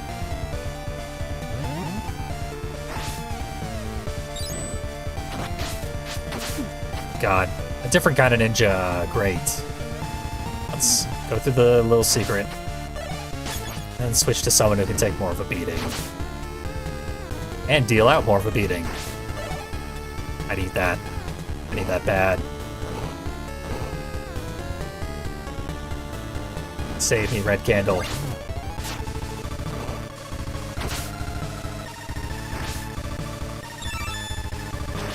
I don't care how many ninjas I have to completely obliterate. Oh, I can turn into a little train! This is totally useless, but so great. Whee! Why can I turn into a little train? Hachi is the best. No character in any video game has ever been better than Hachi. And I stick by that.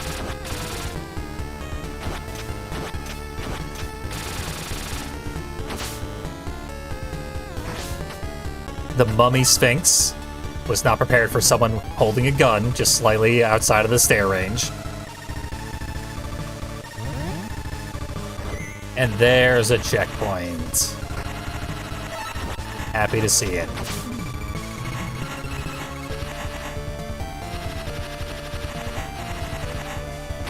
Dust bunnies. What should I do here? I can pole vault through some of this.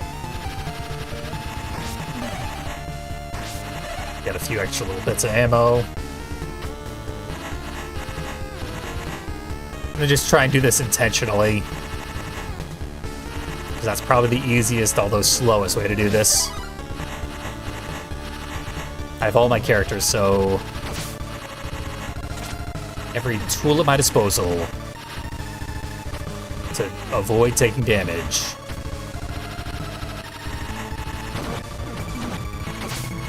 And yet...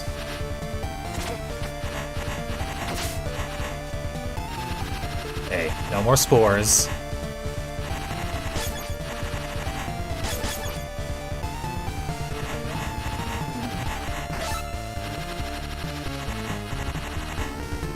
And then just 2 more jumps. Oh, if I go the upper path, I could probably get something cool.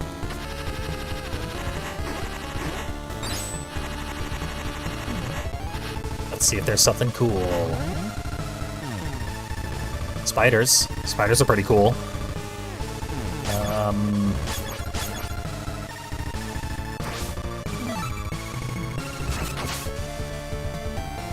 Okay, that was a little bit of overkill. We now have Moai head platforms that are gonna push me up into spikes. So what do I do about that? I can go invincible.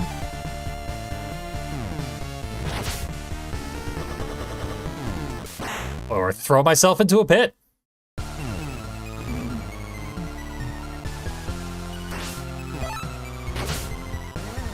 Let's see if we get experience from killing spiders. It doesn't look like we do.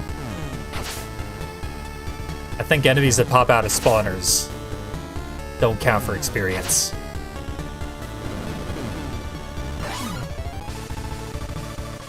Not exactly a conclusive test, but seems to be the case.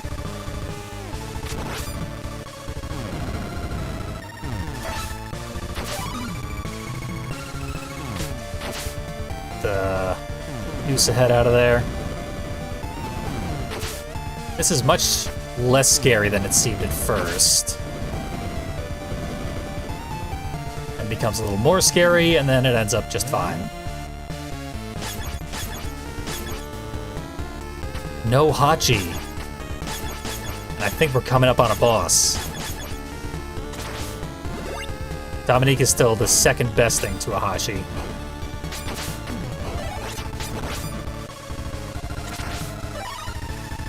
Maybe we're not coming up on the boss. This level seems really long. Who needs a better weapon?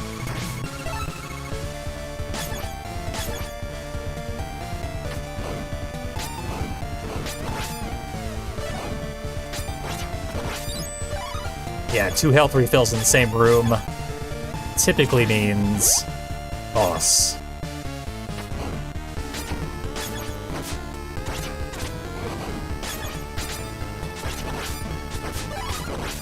Especially when it's angels. Angels is, we first met them on our way to a boss. There's lightning. Let's get murdered by this boss. Probably 3 times in a row, and then learn its pattern, and then murder it back. If I had to guess.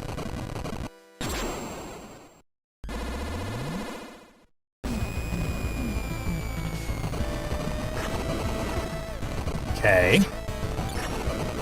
I was thinking the Sonic boss with the arrow platforms at first. Doesn't seem to be the case, though.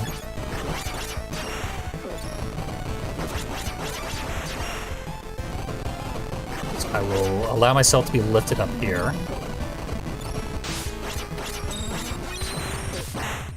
Yeah, I can kill the platforms, but obviously that doesn't get me to kill the boss.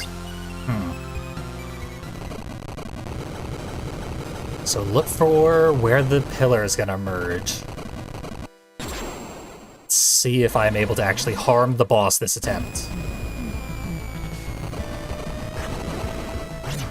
Can it be done? So far, no. I think I hurt the boss there.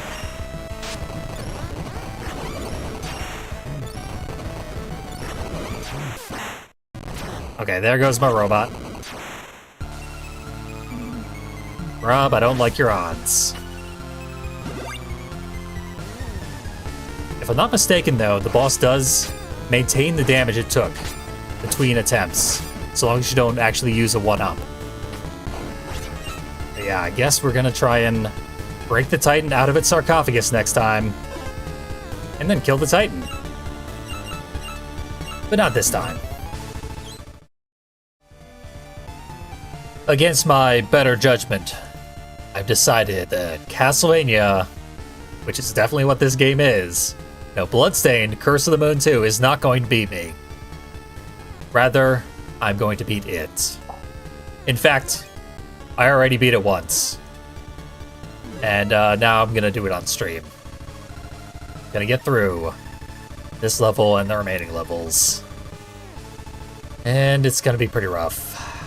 I don't have my preferred sub-weapon for Zangetsu, but I have full health for all the characters. Except Hachi for some reason. That's actually my mistake. Oh well. Hachi can go invincible. We got everything we need. Let's go fight the Titan sarcophagus. My least favorite boss in the game, by a very wide margin.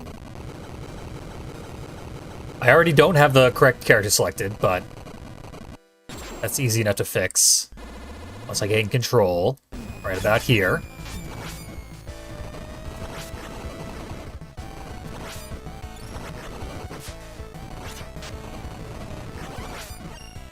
Oh, this is excellent news, though. Fantastic RNG so far. This is the most RNG-heavy boss in the whole game.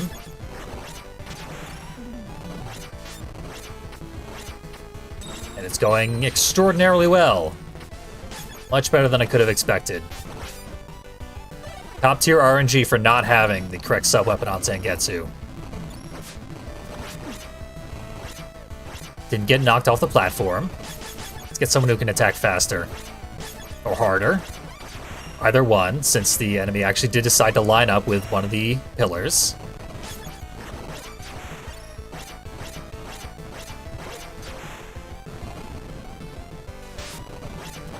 Pulling some good numbers there. Bring this one home. Can anyone shoot upwards? Please. Because I could still lose this. The boss could just hide in that corner for a while.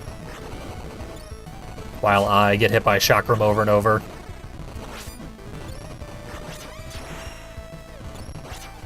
Here we go. Sniped its face. And what's the coffin full of? Spiders. Scary spiders. I love spiders, but they're bad news in this video game. You might remember the first Curse of the Moon. The last couple of levels were infested with bugs. And if those bugs touched you, you died instantly. And they were symbolic of the final boss of that game, who was apparently comprised of bugs. We just unleashed the final boss from the first game into this game, somehow. Suggesting that this is, like, long after the original game, and our defeat, like, went really well. Everyone's very happy with us. And the boss we killed at the end of the first game has been imprisoned ever since. But no longer. We just broke it out of its prison for some reason. Seems like we could have just not done that. And the game would have been better off, because we wouldn't have had to fight the worst boss in the game.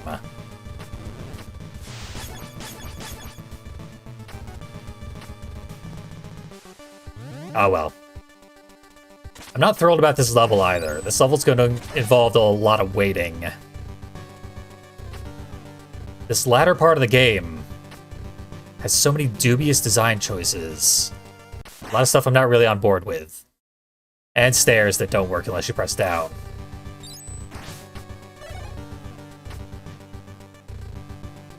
Bit of a cheap death.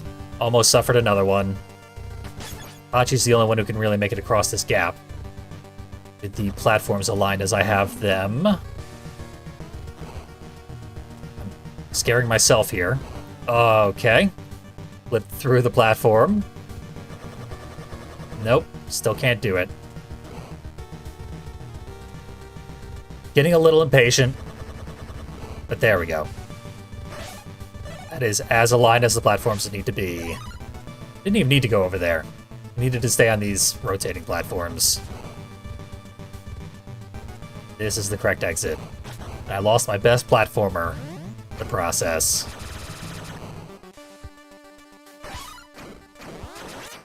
Screw this. This dragon's actually quite the pain to take care of. So I'll just cheat. There used to be a armor upgrade up on this platform, but I already collected it in the past playthrough. Do that simply by taking Hachi to the very last pixel where he can still jump. Then you fly over. It is barely doable with a full flight. So these robots in the background look a bit like Hachi. Because they are Hachi. And one of them has another, I assume, Corgi in the driver's seat.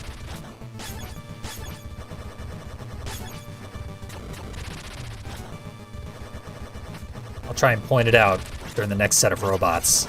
How you know which one's going to come alive. There it is. The first one in the row there has a little light on top of it, indicating that it is piloted at the moment. It's merely playing dead. They don't do very much damage. It's about the only thing that balances them, because they are very dangerous once they get going. Can't take this shortcut because Dominique is dead. And I can't really get down from here very safely. There, that works. Best course of action is just to avoid the robots. They're way too dangerous. They have tons of HP.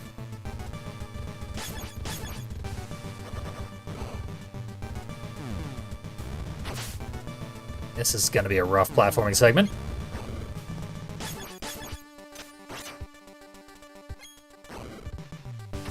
Just play it safe. I'm going to take this level as slow and safe as I am able. And I'm still probably going to suffer a lot of cheap deaths that I'm not going to be happy about.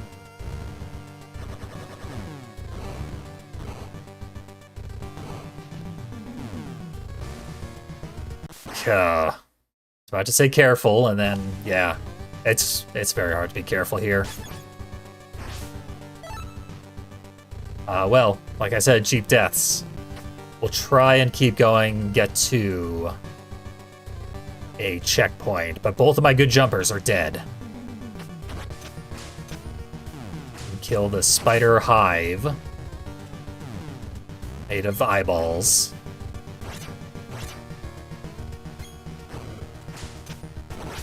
Spiders are loose now, so they'll be an increasing threat henceforth.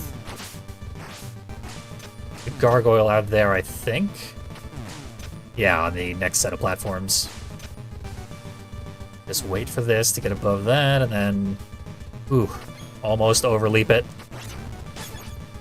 Switch to Zangetsu to deal with this quickly enough. Zangetsu doesn't have to reload. And... both of them are going to have a hard time making it to that platform. I now go out of my way to collect money because increasing your score gets you 1-ups. And I expect to need those. I've beaten this game, but it wasn't pretty. When I get through this, and I will get through this, it'll be by the skin of my teeth.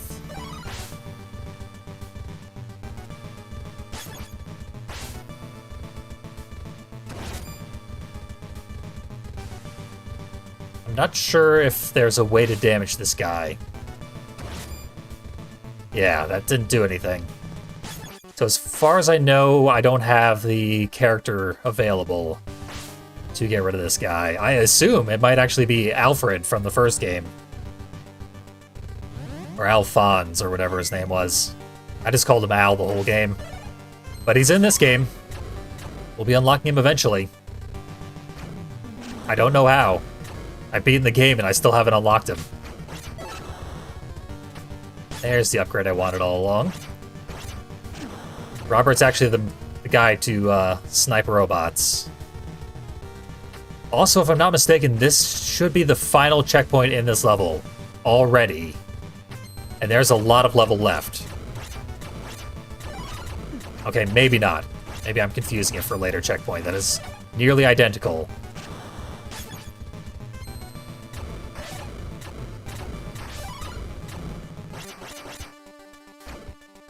They lead their shots, so wait for them to get ready to attack, run away, return fire. It's our old war buddies, Robert and Zangetsu. Gonna carry us, hopefully, to the next checkpoint. I should just leave. Walk away from these guys. I can't take the shortcut above him anyway. That was one dragon, and I called him these guys. Because he has 2 attacks. So he feels like multiple guys.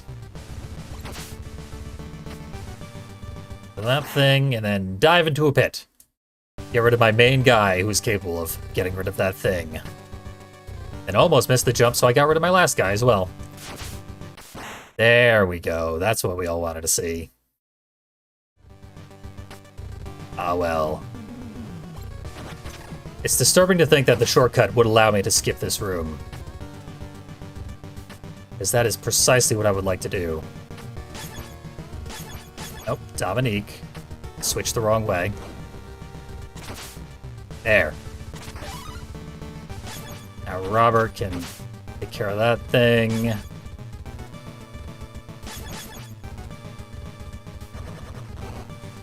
The anti-YOLO method. Slow and methodical. As careful as I possibly can.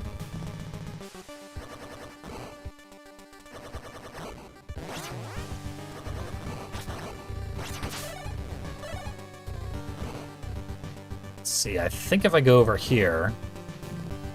Try this. I think he's just slightly off screen, so it doesn't count, yeah. Let's get some more ammo.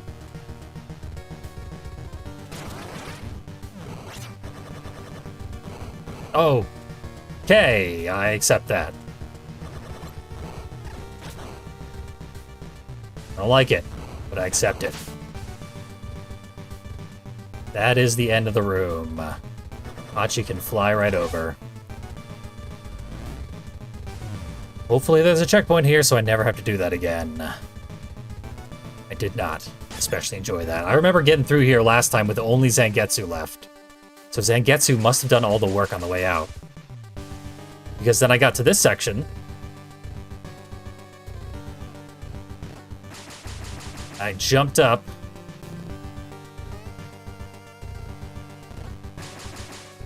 can't afford...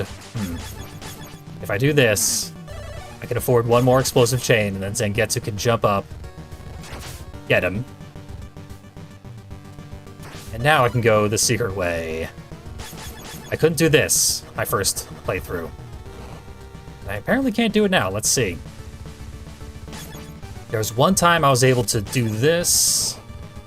Jump off a wall into a Hachi hover. Like that.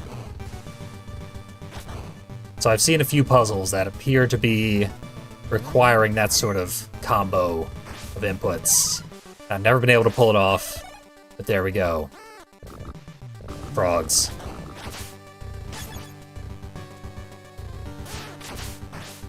Upgraded Zangetsu deals with frogs pretty well. He's dead. But I did hit that checkpoint. I'm on my second to last life, though.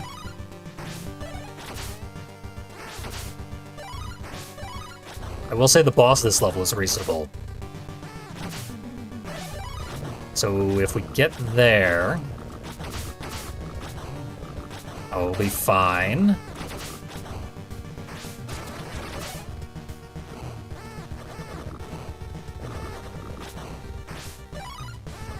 Frogs aren't even hitting me, but still scared of them. Very important one up. And do I ever remember this room all too well?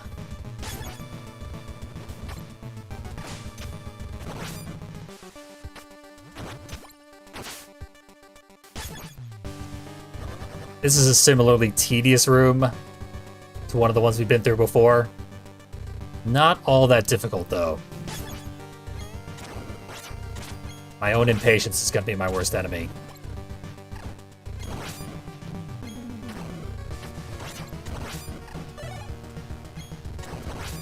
From here, Robert can snipe out the vomit head.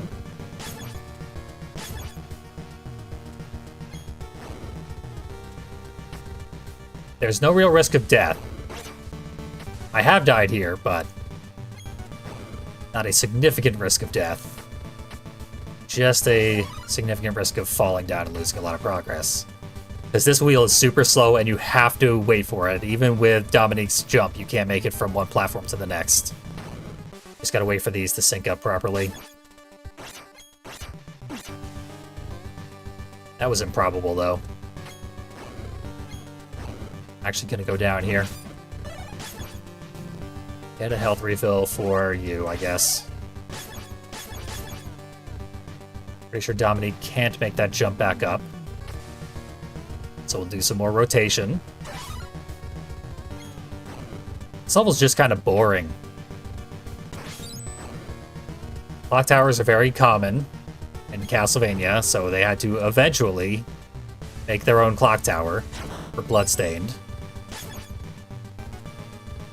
But the clock towers are usually, like, exciting. Really, really fun. This one is just wait for platforms to sync up. Actually gonna use this. Should bring back Zangetsu and maybe heal everybody? They're mostly healed. And we can have our healing weapon as well. Best case scenario. I did not actually find this little secret alcove my first time through here. So, already doing better.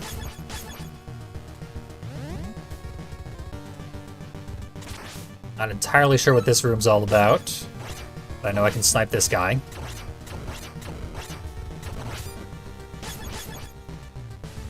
Okay, I think it's a robot that's gonna come alive near the beginning of this next set. I should be able to do is outrun it.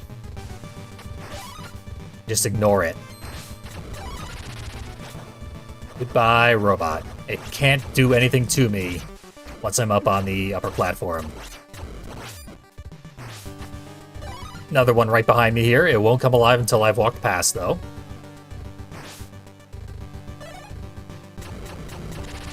Just leave it behind.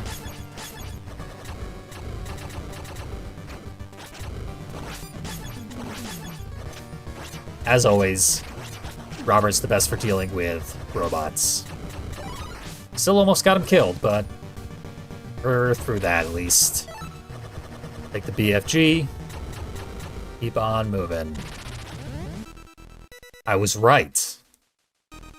That incredibly slow room after the frog thing is the last checkpoint.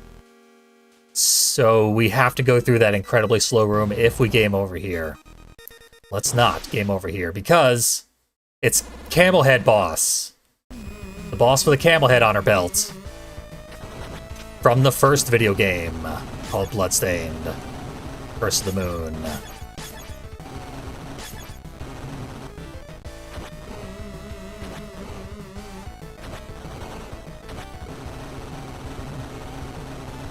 Okay, I'm in a real bad spot.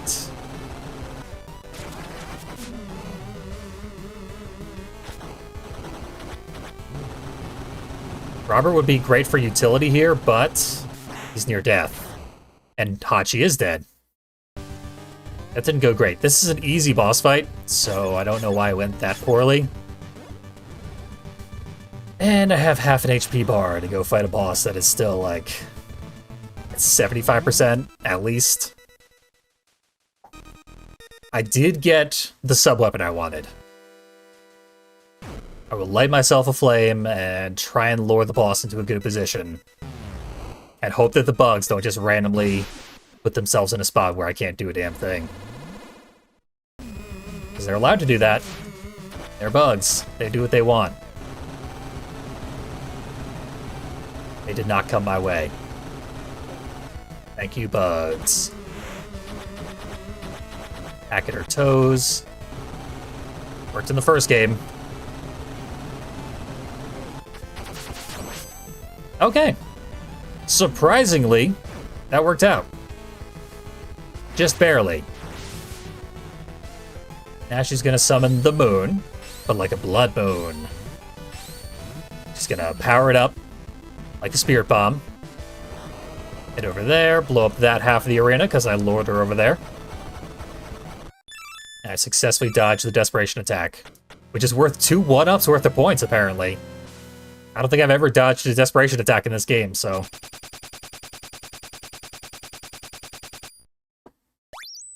the rewards are fairly significant.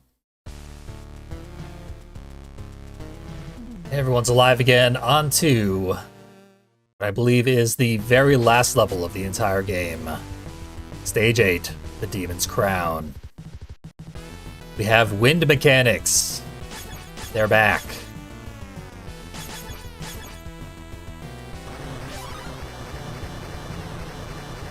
And bug mechanics. Yep. Wind and bugs. Getting chased. I don't want Dominique here. Suppose I'll take Robert. Since I killed Zangetsu. So it's intimidating to have the wind back. I was certainly not happy to see it. That is the only room in the entire game with wind. As wind goes, not that bad.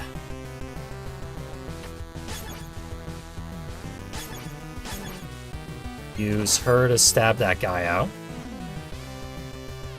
Play this safe because bugs are back. Gotta keep running away from the bugs. You're just barely fast enough to do it. Here they are. Nipping at my heels. Barely made it. Dragons are easier when they are on a flat platform. The last one we fought was on, like, a platform that had an incline so it could shoot one fireball behind us and one in front of us. Can't do that here. Now it's dead.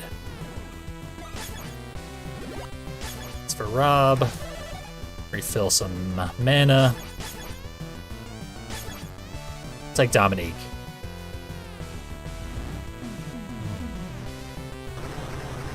Oh no, the bugs are headed right for me. What can I do? I can fight them. Bugs, they can't be killed, but they can be pushed back. Which is kind of neat. Adds a little gimmick to this final level. Not exactly a fun gimmick when paired with these armor guys. These are from the first game, where you could kill them in like a couple of hits. In this game, they have so much HP. Unbelievable amounts of HP. So I'm gonna just sort of power through it. I always forget about that mimic. When the boss touches an enemy, it also explodes the enemy. So that's good at least. I'm gonna attempt something I couldn't do in my first playthrough because more of my characters were dead that time. I'm gonna open up this shortcut. Or try. It's still not, like, easy, even with the required characters. But there we go. Easy enough. That's actually a pretty big skip. There are several rooms ahead of where we would otherwise be.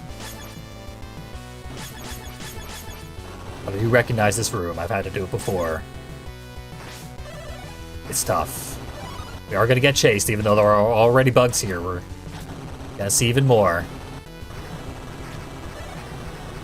Here they come. Now we have to deal with this guy. I don't know of any way to get through this without taking several hits. But always take a hit from the armor rather than the bugs. The bugs deal like half your HP in a single hit. The armor just deals a normal amount of attack damage. I think I might even be able to get up here with Dominique, so I will try. Nope. Nope. Nope. Maybe Robert plus Hachi do that hover thing again. We're gonna need this sucker really far away, though. Nah. Not working.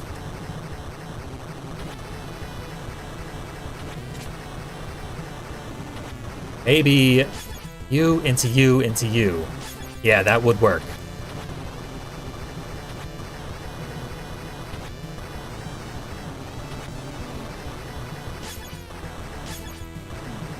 Ah. Not worth it. We have the 3 perfect characters to do it, but it's still so difficult. Not even going to bother. That's ridiculous, though. Skip that requires switching with three characters there. It probably feels satisfying to master it, but yeesh. I'm not interested in doing so.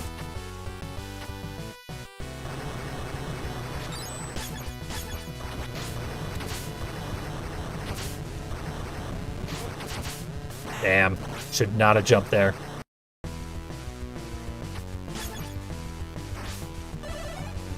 Yep, I took out the desert boss, finally. I actually took care of it in one try on stream. I got abnormally good RNG. There were actually previous attempts before I practiced my way through this that would have succeeded, but I've beaten the game at this point. This is no longer a blind playthrough. And good thing, too. Because the remainder of this game is so much harder than the stuff I was stuck on. I would not have stood any chance of showing off a blind playthrough.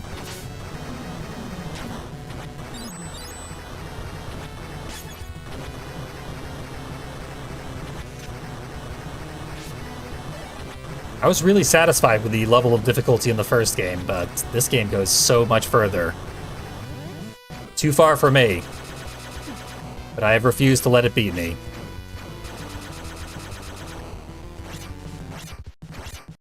And at least get my 750 worth. Which I pretty much have already. My entire playthrough of the first game took 6.2 hours, and that was 2 playthroughs, actually. I beat it once, and then I went back and beat Nightmare Mode as well. And even showed off a little bit of the path to get to Ultimate Mode. God, this room. Almost forgot about it. 6.2 hours for the entire first game. 2 playthroughs.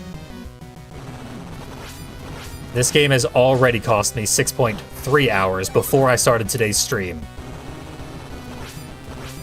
And I still have only beaten 1 playthrough.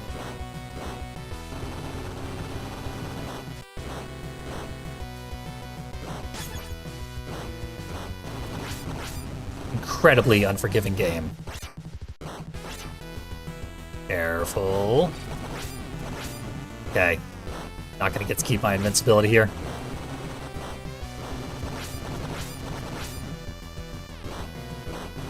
Summon these bugs. Sneak through. Just barely got the timing right.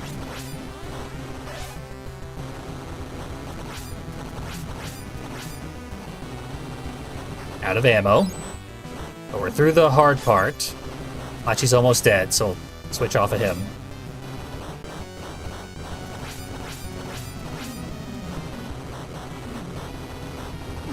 That was pure luck. I should absolutely have gotten hit there, but I didn't. I think this is going to get me to another checkpoint. Once you get past this dragon, you get 2 shots per cycle. If you go for 3, you will get hit. And it takes a total of 5 shots to get through the dragon. Because, of course, they clearly timed it out so that you could only get 2 shots. Then gave it an odd number of HP points.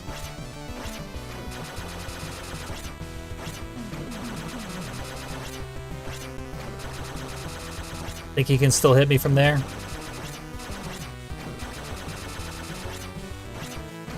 And I apparently can't hit him?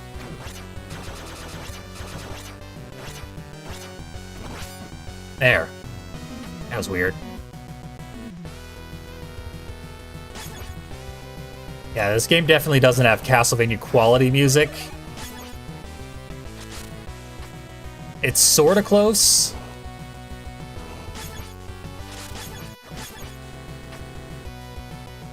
I think I could do this with a series of jump into hover into... Come on, Hachi and Robert, let's work this out. Yeah, I'm not gonna get this. Oh well. I think there's a checkpoint nearby. I hope there's a checkpoint nearby. Can't go much further without one. I did not get any of these skips on my first playthrough, so any skip I get is just a bonus.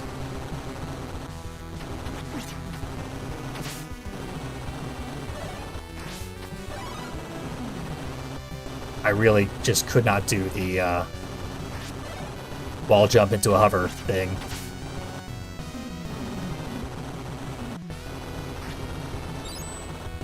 And I still can't. There should be a rain of bugs, which is not coming. Arrgh. I knew that was coming, though. But yeah, I mentioned I had never watched an entire speedrun of this because most speedruns of this die, like, in the fire level before the hard part of the game even starts. And I mean like GDQ speedruns. They get on the big stage and they still die constantly once they get to that part. It really does surpass, like, NES level of bullshit difficulty. It's quite astounding. Considering the first game was so, like, the difficulty was great. It felt fantastic, and then they felt the need to ratchet it way, way, way up.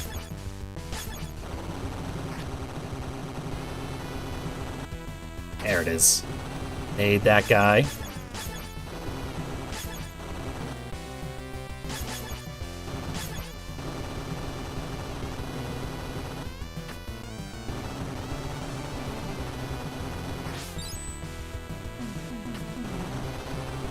And we're back to the room that is actually pretty easy. I just didn't have many resources left when I got here. Robert's a pretty good resource. In fact, I'm going to heal him up, just in case. I hate to have him die, because I expect to need him. He can stand outside the range of the armor guys.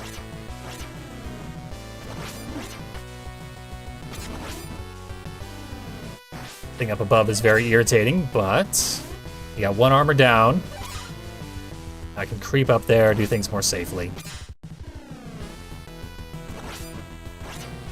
That fucker out.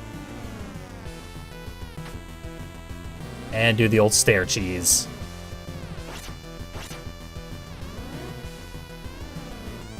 I tried to watch a long play of this game to get some strats going into the later levels. The long plays played even slower and even more frustratingly than I do. Like, unbelievably cautious, because they know how difficult it is. They don't want to lose those recordings. So, like, in the room before the sarcophagus boss, here's the checkpoint that I was millimeters from last time I died. In the, room of the spiders before the sarcophagus boss, they will just, one by one, snipe out the spider cocoons and the spikes on top of the ceiling. So that there's literally nothing there that can possibly harm them. And then they proceed, because they're that scared of what lies ahead. I think the bugs are back. Let's see if the bugs are back. Nope, this guy. From the first game. Only takes 3 punches from Hachi, because Hachi's a monster. It almost feels like this is intended to show you, like, how impressive Hachi is compared to everyone you had in the first game. Because everyone in the first game struggled to fight that particular gargoyle. Hachi just socks it to death. This room's very difficult. The fireballs desync. The blue gargoyles shoot much faster fireballs. Oh, and there's a bug swarm. I tried to go invincible, but I couldn't see the damn screen because the bugs were over it.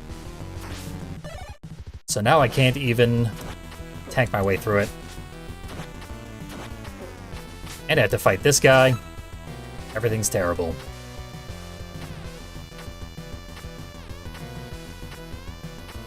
I found the demon to be very tough in the first game. I would always freeze him using Owl, which is my nuclear method for dealing with pretty much everything. Making me do this legitimately.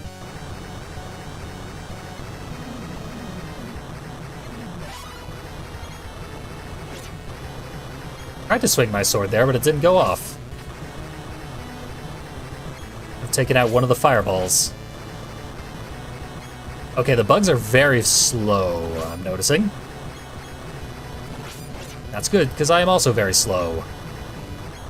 Use hit knockback to boost me forward, and then plummet below the bugs.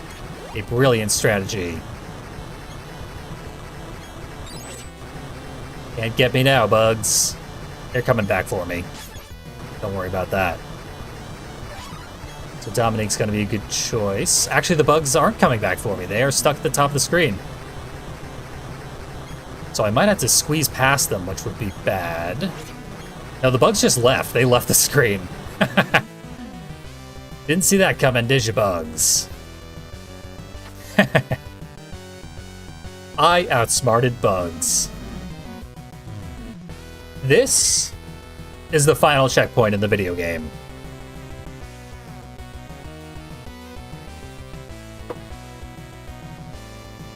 Just take a sip of water, because I'm gonna need it. We got the final boss coming up. One up. the only one-up in this game, indicating the finality of what lies ahead. I could go in here as such. We just got a one-up, and we will every time we do this. I'm gonna retry, respawn all my characters, get Hachi back, full HP, ready to go. I beat the sarcophagus. Inside the sarcophagus was 1,000,000 spiders. Normally a good thing, today a very bad thing, because spiders are what forms the boss from the first game, who has now been re-summoned into this world by us destroying the sarcophagus. No background, they really cheaped out here. The end of the game has no graphics, unfortunately. Who's good at dealing with this fight? It was Hachi, I remember now. So I've beaten the entire game. This is no longer a blind playthrough I mentioned earlier. There we go, the bugs ate the background. Brought the moon back into our world.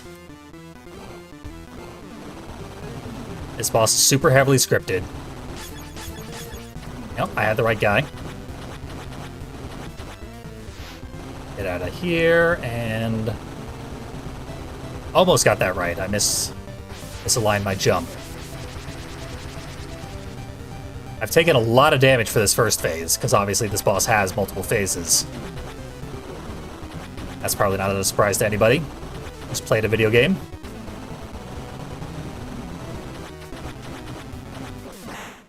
That was not a great plan.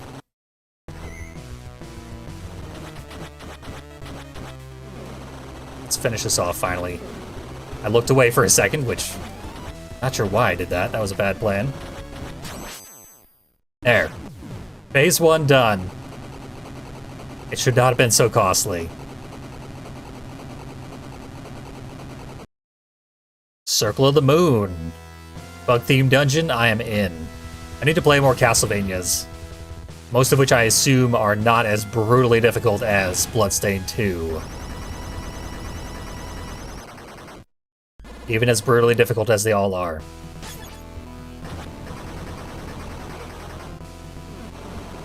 This phase is also very heavily scripted, and we have Robert here. Robert's fantastic for this. Okay, I'll just head back where I was. Get a bunch of free hits. Take a bunch of free hits.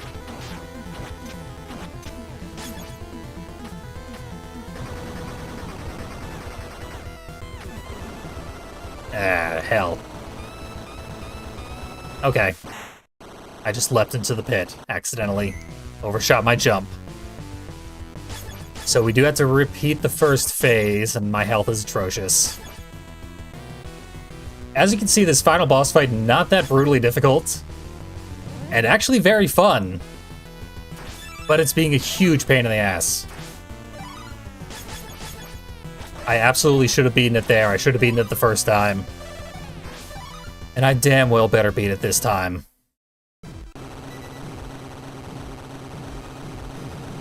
Let's find out.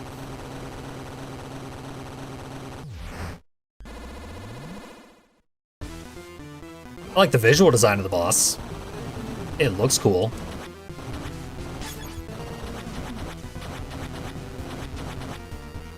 Everything in this game looks cool. You gotta walk really, really far away. If you want it to spawn in the right spot.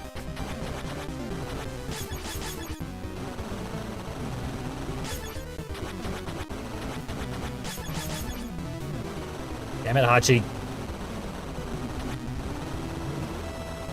Damn it, Hachi. You're too big for this.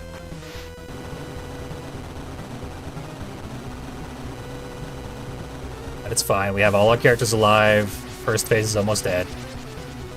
The important characters are uninjured.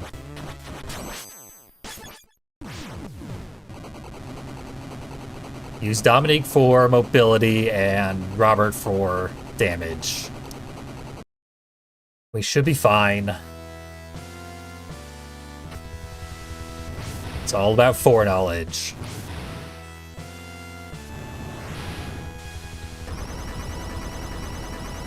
And as a final boss, this really checks all the boxes. It's nothing astounding, I don't think, but it gets the job done.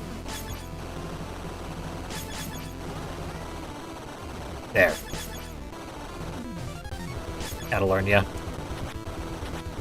Power through that, you get a bunch of free hits here. Okay, here comes... Oh, I got psyched out. He's going for the ground lasers, but he brought out the horns. Again, apologies if I'm canonically misgendering this boss. Not my intent. I cannot parse anything that's going on. It's just a mass of sprites.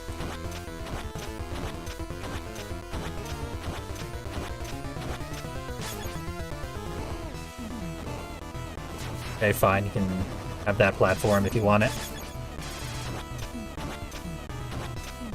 Get out of there, Robert.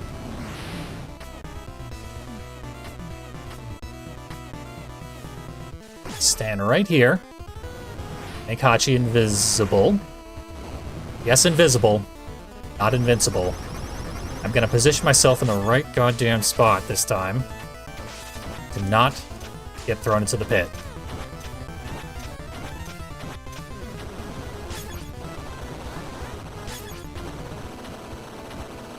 I think this will give me enough time to kill the boss.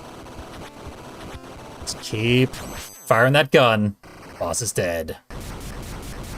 It's just that easy. Lord of the Flies, no more.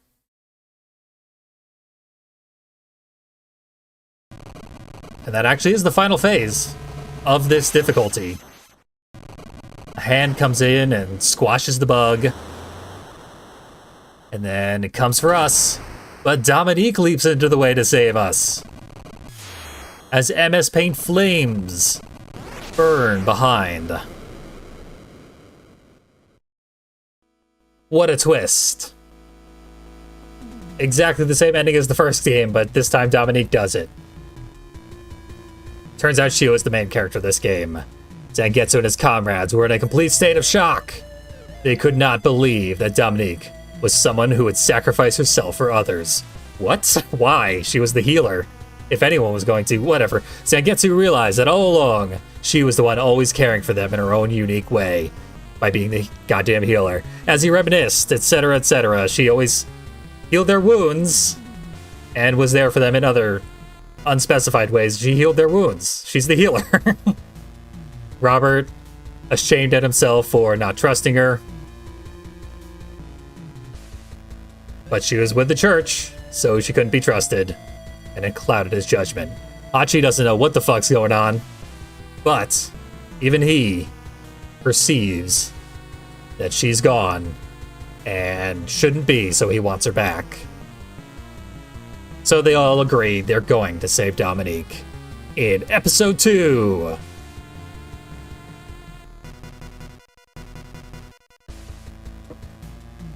I don't know if I'm going to play episode 2.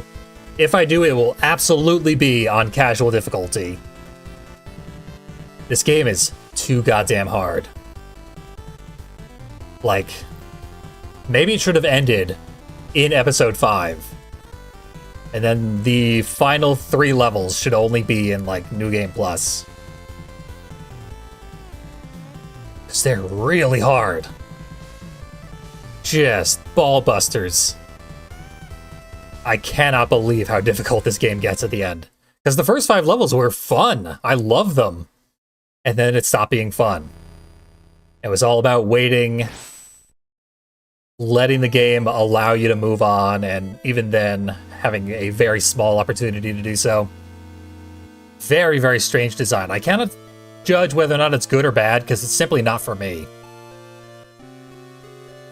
But maybe the people that it is for really, really love it. It has very positive reviews on Steam, so I guess they are into it. We'll see. I might come back for a casual playthrough of episode 2. However, I don't know how deep this game goes. There's at least 4 episodes, plus something down here. This story just keeps going and going and going and going. we still have not unlocked Zangetsu's original friends from the first game. And I would love to do that, but we're probably a long way off from doing that.